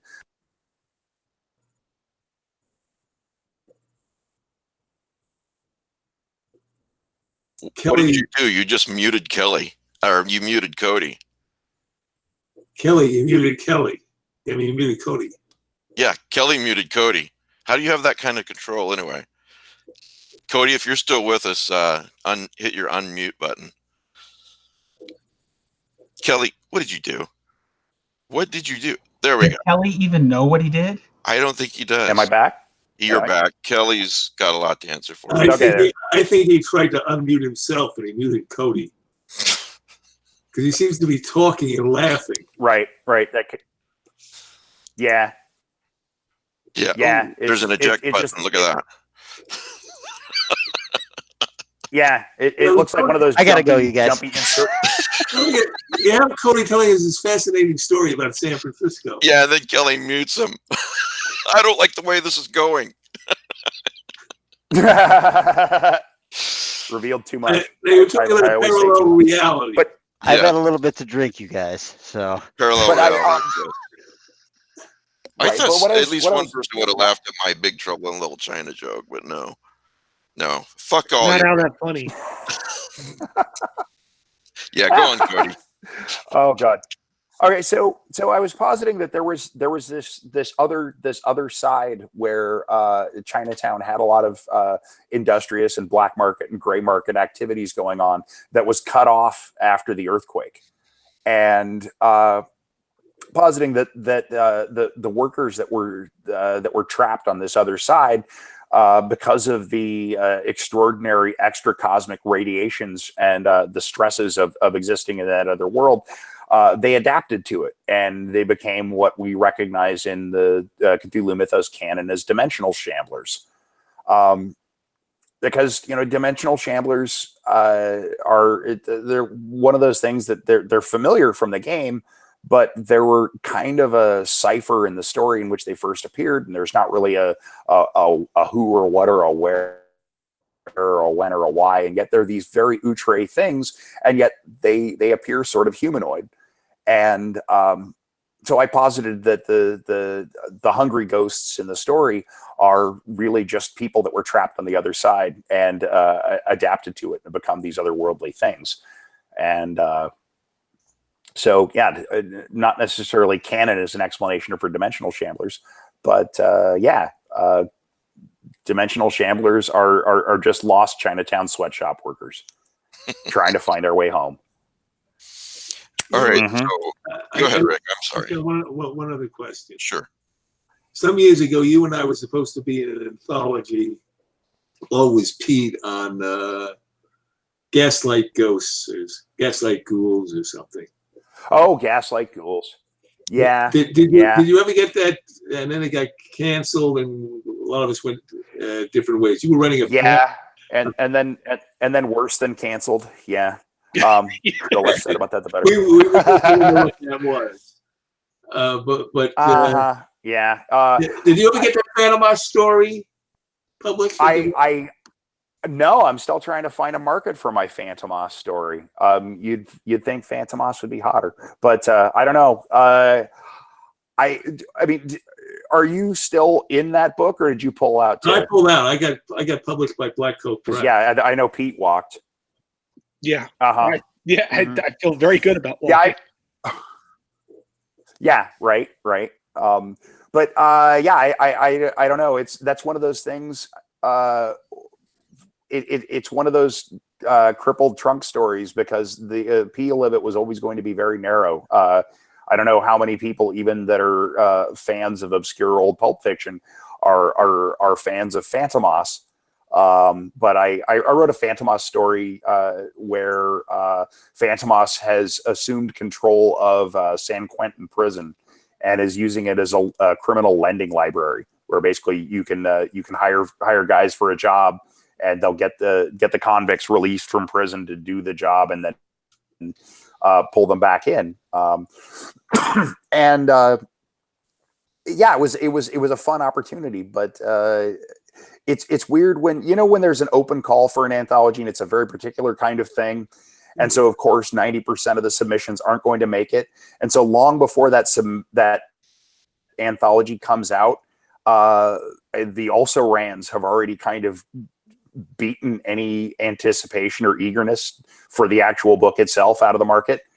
I mean, who wants to actually read an anthology of pizza stories? If you've edited any other kind of book and you're every time somebody opens up an open call, no pizza stories, you know who you are. And so it's Cody's not trying joking. to, I'm like, I just want to say I'm going to resend you an email about where you could submit it. I sent you an email about 3 years ago, which I didn't get a reply to, saying if this person publishes Panama stories. All right, so all right, so it looks like to me, I just punched up CodyGoodfellow.com, which you would think I would have done before, but I haven't. So here's what happens when I just punch up CodyGoodfellow.com.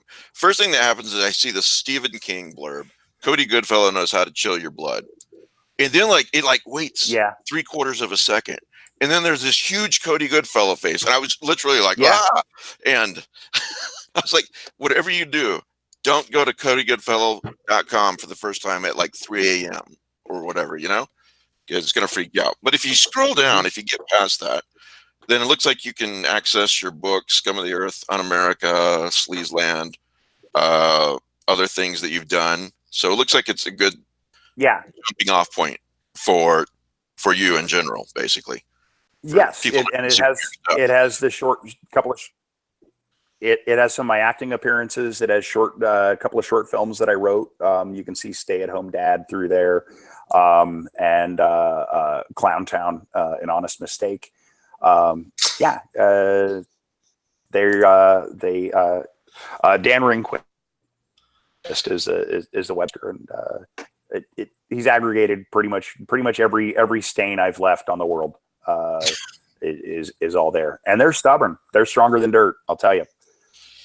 Well, I want to talk about a couple other things, and feel free to circle around to Cody too, guys. But I want to talk about Godzilla because you guys wouldn't shut the fuck up about it before we started the show. Cody, have you seen Godzilla yet? Yes, I saw King of the Monsters recently, and All right. I cannot recall thinking more about going to get tacos during a movie at any point. If the movie was about tacos, I got so hungry watching that movie, and I'm like, okay, no, I need to wait because they're about to do something pivotal. Oh wait, somebody else is going to sacrifice themselves so that Godzilla gets a timeout. Maybe I'll go to the snack bar. Oh, the snack bar is closed. 15 minutes later, I start thinking about going to the snack bar again. I'm thinking maybe they'll reopen the snack bar because they know this movie's so fucking boring. And that was what was weird. That was the one thing I didn't expect to find myself feeling at a Godzilla film, because I'm down with wall-to-wall monster action, and I was frustrated with the previous one, the Gareth Edwards or Gareth Evans one, because it did withhold so much monster action. But yeah, this one was a weird new kind of frustrating. Yeah. It's fascinating to read reviews and find there's so many people finding so many different things to hate about it. And I know it's kind of a thankless task as Americans doing a Godzilla film, because everybody will say, oh, well, they just don't understand it the way the Japanese do. But it's like, I saw Final Wars. Final Wars ended with like a half hour of like sub Power Rangers ray gun fighting. Japan doesn't necessarily have a monopoly on fucking up Godzilla, or I mean, Americans don't have a monopoly on fucking up Godzilla. But yeah, it's weird to see an American corporate studio try to attack this, because their attitude was total risk minimization, and yet you end up with this peculiar kind of thing that I don't see anybody crazy in love with it. I would love to hear from kids that they loved it the way that I loved seeing Godzilla versus Megalon at the drive-in. Cody, two thoughts. When I was a kid. Two thoughts. But I'm not seeing that. Bob, anybody? Yeah. Pete, did you get kids to see it? Does anybody have kids? Does any children love this movie at all? Hey, Matt, go on. Cody, if you go to Bob Eggleton, his Facebook page, can you hear me? Matt, has your son seen Godzilla? Can you hear me? Oh my God. Bob Eggleton's Facebook page. He just left a cardboard standee of himself, didn't he? I got no sound. I got no sound. Yeah, I can hear you. Okay. Bob Eggleton's Facebook page. I'm not hearing his audio. Is he talking? He artist. He loves the damn thing. He's seen it 5 times. And my view is, if you cut the monster sections and clipped them together, you'd have a great 15-minute short. For the people scenes, all the people needed to be. I can't hear it. Is he talking? He's saying it would make a great 15-minute short if you cut out all the people. Sure. Did I mute Matt somehow? No, I can hear Matt. I can hear Matt. It's Cody's fault. All right. Yeah. Yeah. So Godzilla, wait for Netflix, or don't even do that. I guess you should wait for Netflix. I enjoyed it because I'm a big Godzilla fan. I did take the girls to see it. We have not had any in-depth discussions about Godzilla King of Monsters because, it didn't leave a lasting impression. I suppose the ultimate would be to ask John Langan, what he thought of it. So I enjoyed it. It's not one of my top 10 Godzilla films. No. I love the monster fights. In some ways, yes. they were better than ever, but I wanted to kill all the humans. And King Ghidorah never looked better than in this movie. That was, and the way it ended was fantastic. The final fight, the way Godzilla. I liked that there were these glimmers of really far out stuff. I loved the undersea city that was Godzilla's refuge. That that really, there's moments there where they're looking over it and it feels like Kadath. It feels city of the old ones, and that was the kind of big picture far out stuff that I really want to see. I'm frustrated with the humans, but you're going to be frustrated with the humans in any damn Godzilla movie, because why are there humans in a Godzilla movie? But what I wish the American films would jettison is that just self-serious gravitas. I'd love to see less of a DC type of Godzilla movie and more of a Marvel movie. Bring back the cockroach people and Gigan. Bring back the Seatopians. Do the I mean, it's a giant monster story. Bring back the really far out type of shit. Make it more like Legends of Tomorrow. Instead, and less like Gotham. Japan did that with their not their most recent one, the Shin Godzilla, but the one before that, Godzilla Final Wars. And Right. I would argue it's probably one of the better Godzilla films. Top 5, maybe.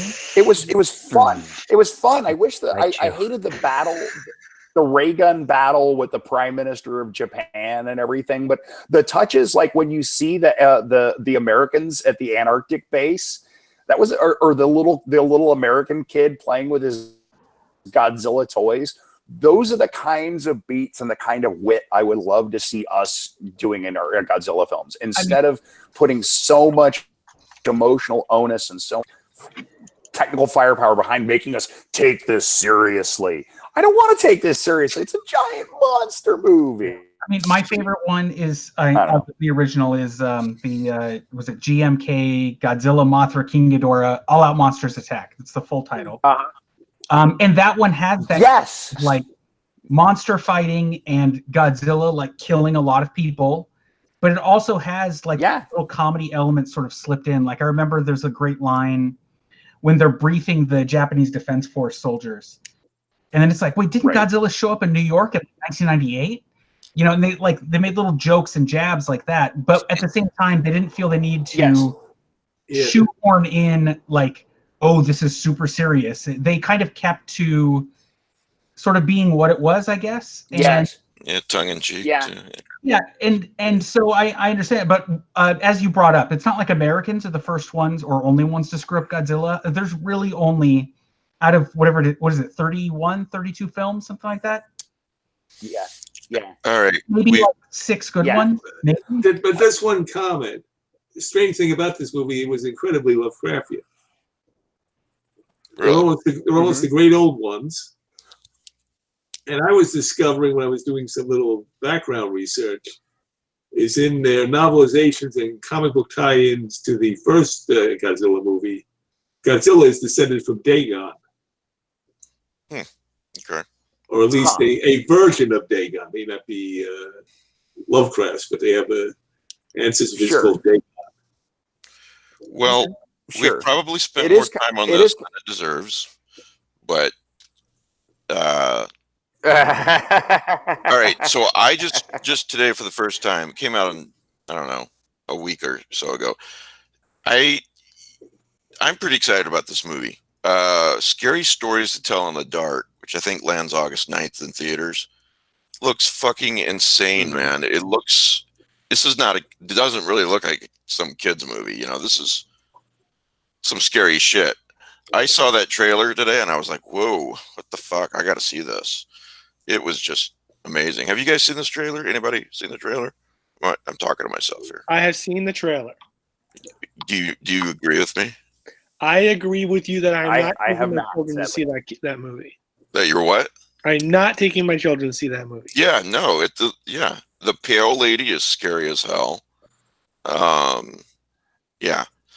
Anyway, if you're not aware of this movie, I just wanted to make you aware of this movie for everybody listening. I was not aware of that Nosferatu is already playing. It's 2 episodes out. Have you guys seen this? Yes. Is it good? I mean, ostensibly, yes. It is well made and it is well acted and it looks lovely. I'm a little bored with it, and this is coming from a fan of the book. Well, I did see a headline where Stephen King says this is why you should be watching Nosferatu, and red flag went up in my brain. So it's not like, bad. Please watch my son's series. It is not bad at all, and in fact, I'm enjoying it, but I'm not enjoying it nearly as much as I was enjoying reading the book. All right. Where can we watch this? That's Amazon. on AMC. Yeah, and you can buy it on Amazon per episode. Okay. As usual. I mean, should I wait till it's like on Netflix or something, or I can't. Prime? It's only a couple episodes in. I can't tell yet, but I do know that they are taking a very long time, or what I thought was, boy, they're taking a really long time to tell this story. And then I found out that this season is only one part of the novel.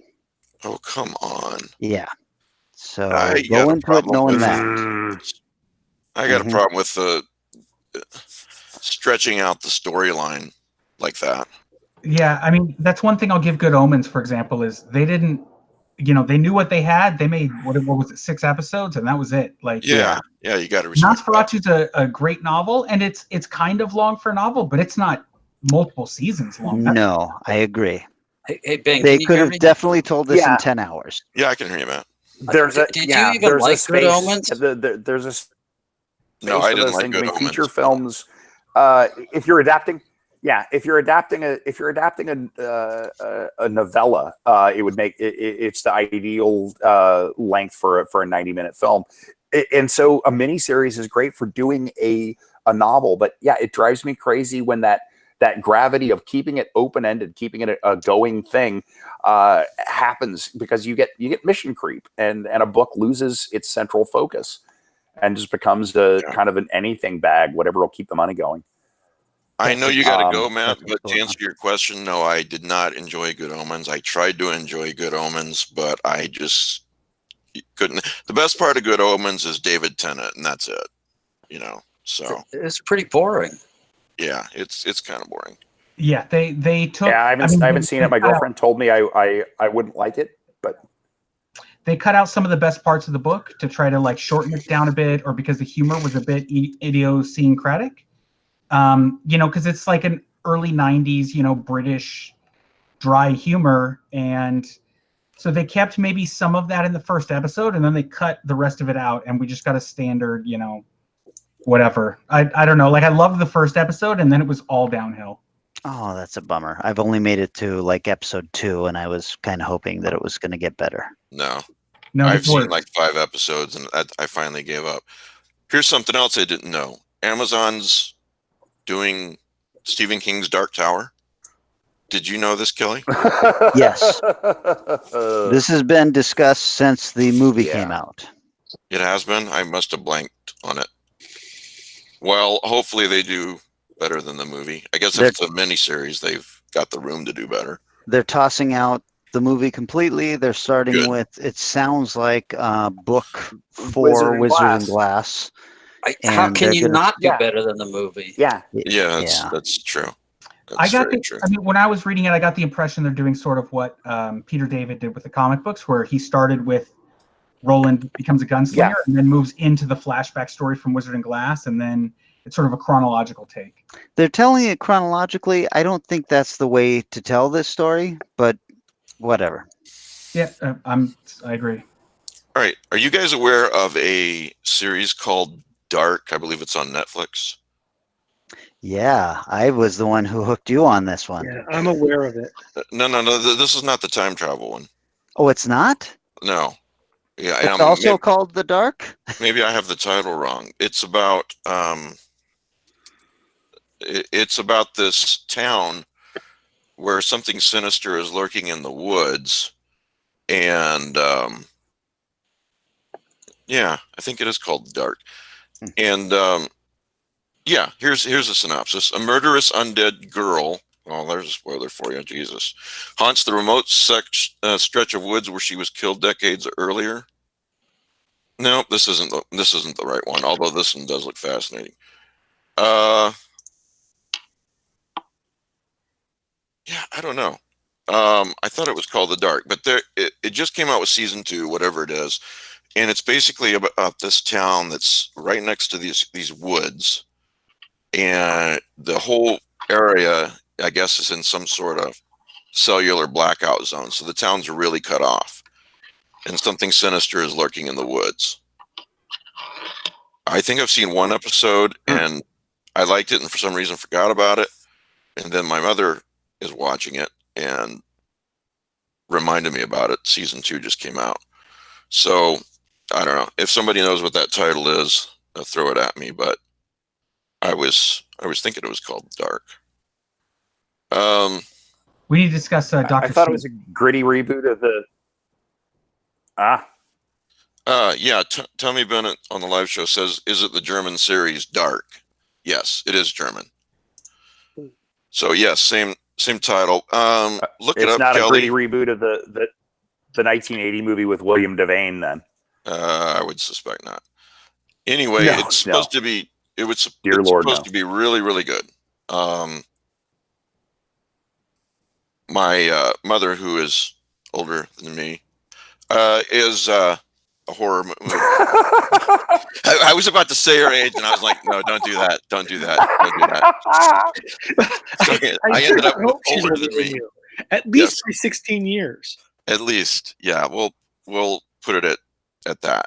Anyway, our tastes kind of align with all this horror stuff. So if she likes it, I'm probably going to like it. And man, it's got like a 96 percent.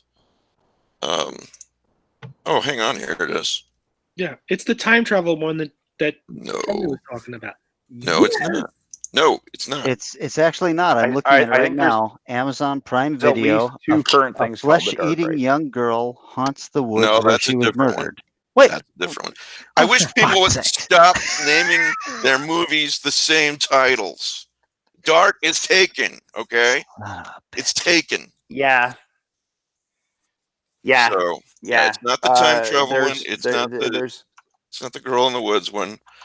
But look it up. It's supposed to be really good. And sorry, I kind of flubbed that. Yeah. Anyway, I mentioned scary stories to tell in the dark. You said Dr. Sleep. Dr. Sleep's very important. Oh yeah.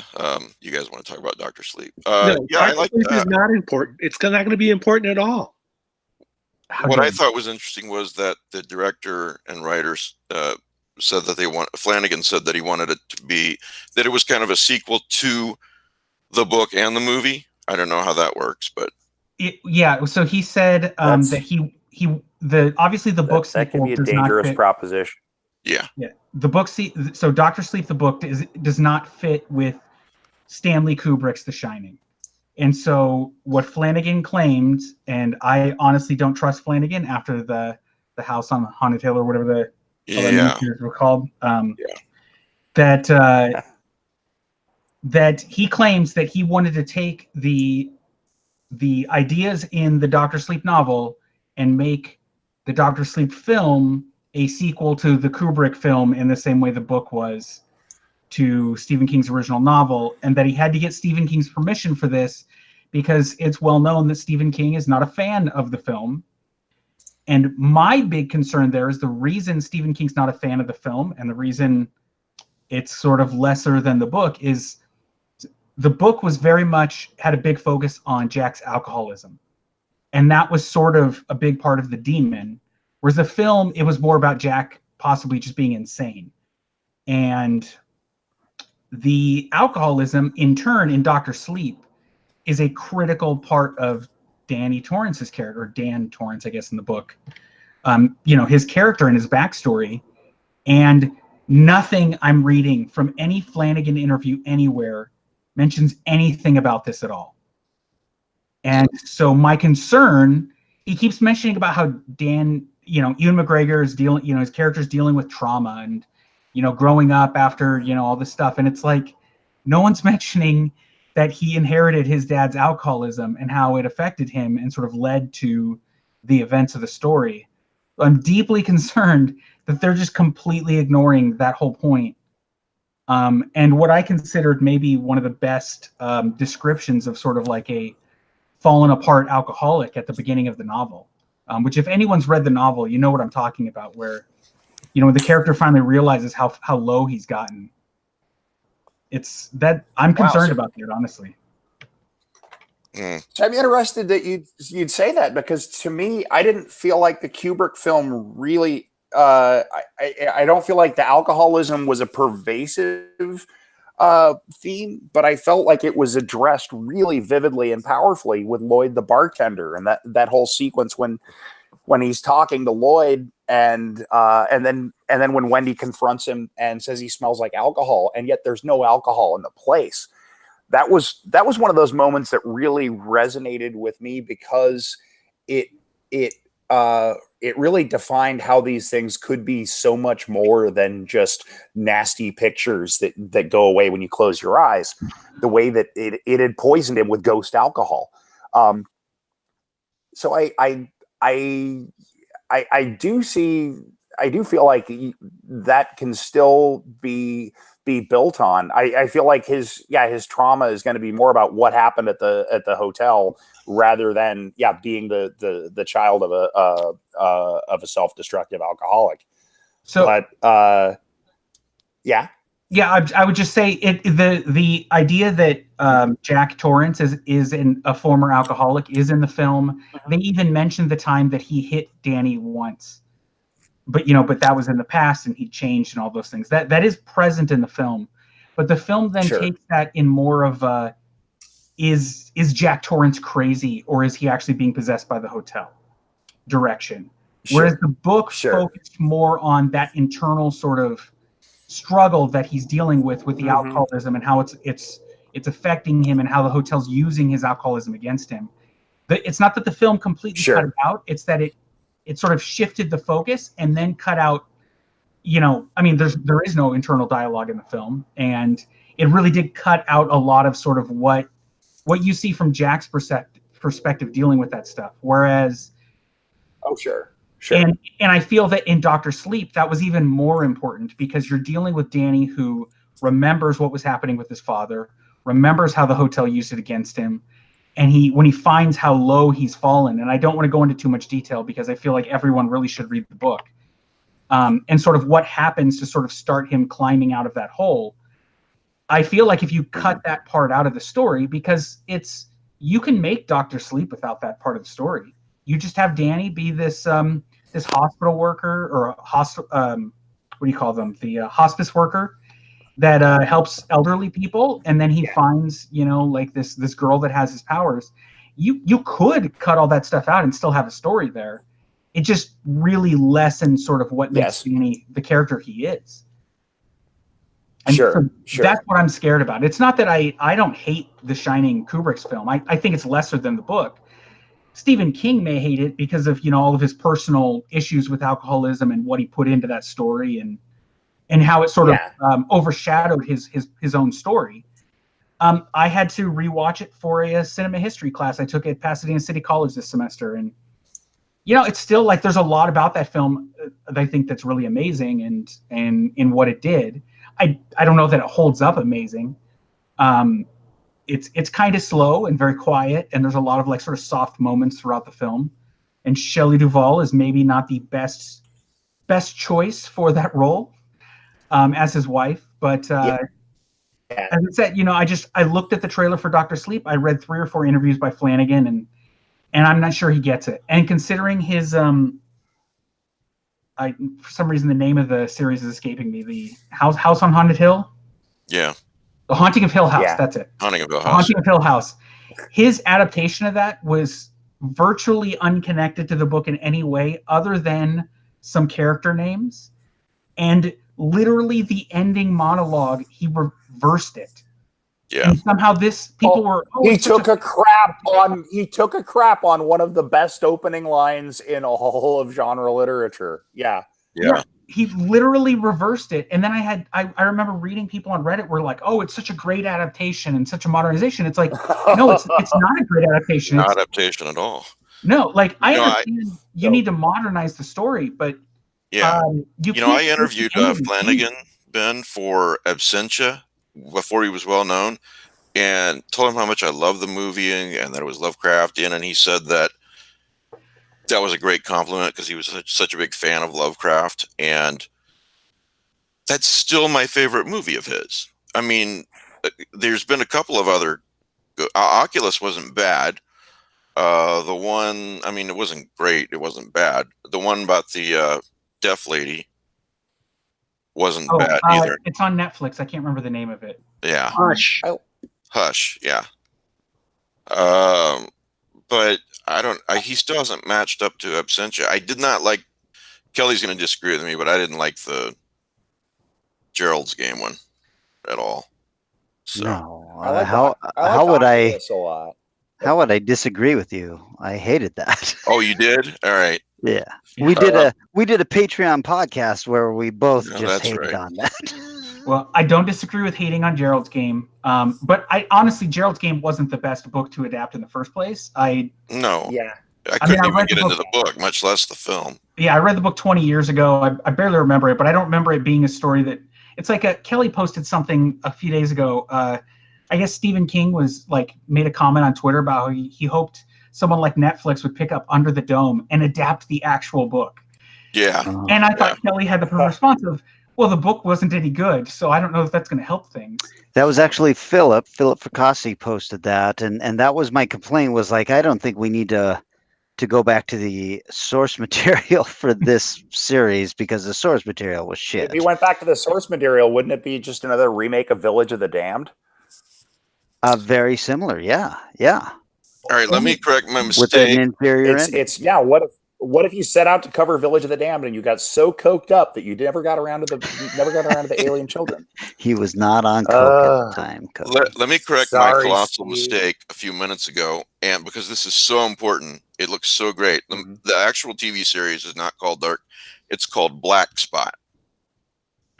So that's nothing like Dark. What the fuck, man? What the hell? Hey, you don't know the pressure of running this show and dealing with guys like you on a weekly basis. You haven't dealt with me in months. Yeah, well, you see, I'm flubbing everything today. I wonder whose fault that is. Look at the pattern, man. Look at the pattern. Damn it. All right, so I'm looking at Black Spot on Google, and 96% of Google users like this TV show. Yeah, it's the short synopsis is a police inspector investigates a string of murders in a town where the murder rate is 6 times higher than the rest of the county. And like I said, I understand that it's sort of cut off. There's no cell phone service, all that kind of stuff. Anyway, there's supposed to be something sinister lurking in the woods. So anybody listening to this show, I thought would probably be interested in it. I'm sorry that I got the name wrong. Spoiler alert, it's Old Man Jenkins. Yes. Hey, so spoiler alert. Yeah. Here's the interesting thing. The actual title, it's a Belgian production. Mm-hmm. The actual title is Zone Blanche, which is white space. So I was totally wrong. Well, 180 degrees wrong. It's been translated into like the. So naturally, they just called it The Dark. No, it's called Black Spot. Oh, okay. Don't perpetuate my mistakes, Cody. All right. Well, we got to go soon, but I do want to say this, and I think that Kelly will be pleased with this. The Batman movie that's coming out, Kelly, is going to be something that you and I have talked about, which is supposed to be focusing on the fact that he's the world's greatest detective. Which really hasn't been. Which Batman movie is this? This is the one coming up in a year or two. Starring Robert Pattinson? Okay. Yeah. I'm reading from WeGotThisCovered.com. From what we understand, the plot will see a serial killer loose in Gotham City, and Bruce Wayne taking upon himself to track down this lunatic and put an end to his murderous rampage. Along the way, he'll investigate many of his biggest foes: Penguin, Catwoman, Riddler. Primary antagonists, the Mad Hatter and Two-Face, will play smaller roles. Man, they're throwing everybody in here. That's not a good sign. Well, I'm hopeful because The Long Halloween's been mentioned and Hush has been mentioned. That's even worse of a sign. You don't like Hush? I don't like Jeff Loeb and virtually anything he ever did. Well, here's what I do like. Yeah. It feels like a mystery, but it's never really a mystery. Yeah, well, if they really do focus on the fact that he's being the world's greatest detective, I'll enjoy it. If not, well, we'll see. I just know that Jeff Loeb's been able to ride the coattails of some really great artists that I think maybe some Kirby method was involved in those stories. And I know that having lived in LA and had to work with people that worked with Jeff Loeb and having met him several times, and he's a Comic-Con story or 5 I have that I wouldn't want to discuss on air. Yeah, that's anything. I mean, hey, like, you remember that one time Heroes was good, and then they put Jeff Loeb on it, like in season 2, and then it was just terrible for the entire. It wasn't even good in season 1. It dragged. It was good the first half, and then they brought in Jeff Loeb. It started well, but he literally just took it right down into the ground. I mean, his claim to fame, you know, I don't know. I am not a fan, and I think his, you know, if you're going to adapt his stories, that's just right off the bat. I'm nervous about the production. All right. Well, let's close with this because Matt's been hawking this for weeks. Here's an article at Polygon.com, and the headline is "Chernobyl is the new face of cosmic horror. What historical fiction can teach us about Lovecrafting and horror?" And I'm not going to read the article, but having not seen even one episode of this article has got me convinced that I need to rent HBO on Amazon for a month and watch this show. Wait, Chernobyl? Chernobyl, the TV show. Oh, I got into I got into a I don't want to say a dispute, but I guess a discussion with a guy on Facebook who was really touting that it's Lovecraftian, and I posited that, well, yeah, if you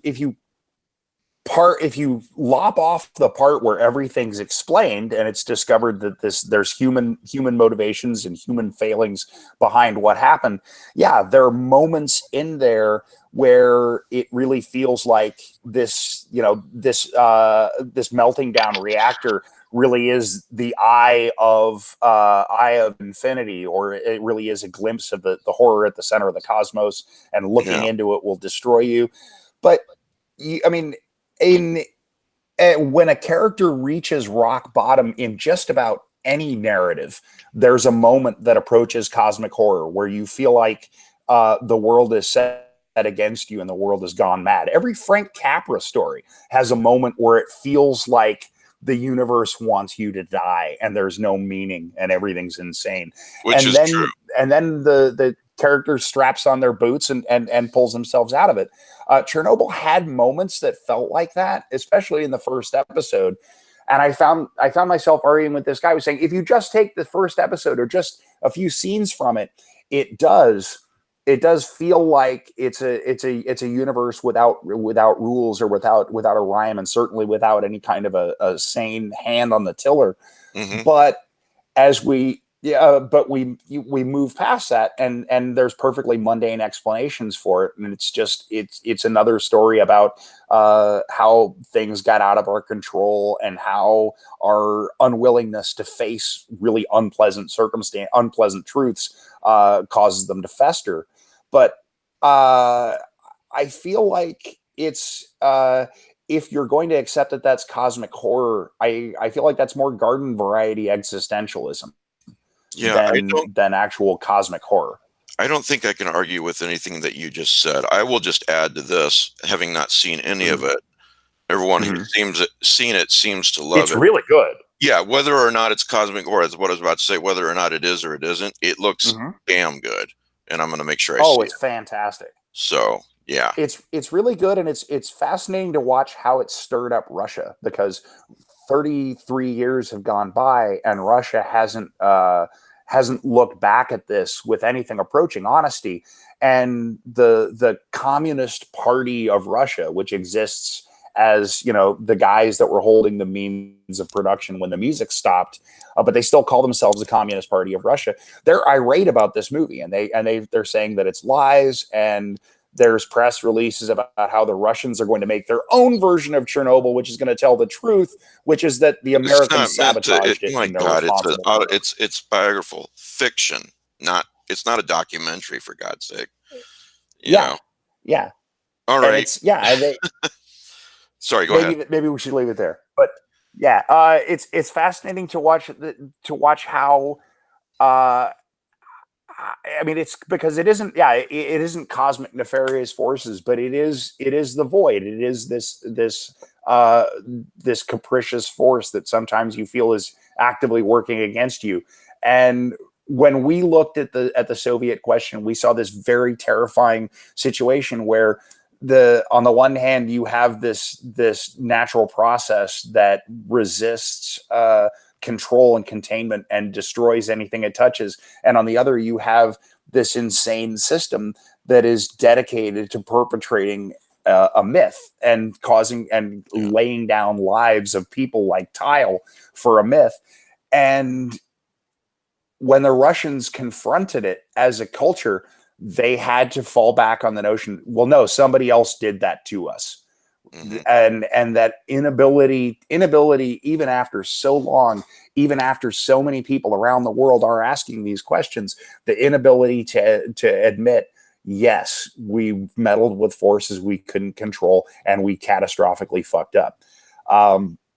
It's telling about, I mean, I'm reading a lot of history of the 1920s right now. And one thing that's fascinating and terrifying to me is right after the war, you had instances where there was a victory rally once in 1919, and this guy didn't stand for the national anthem, and a sailor pulled out a gun and shot him in the back, and the rest of the crowd gave him a standing O.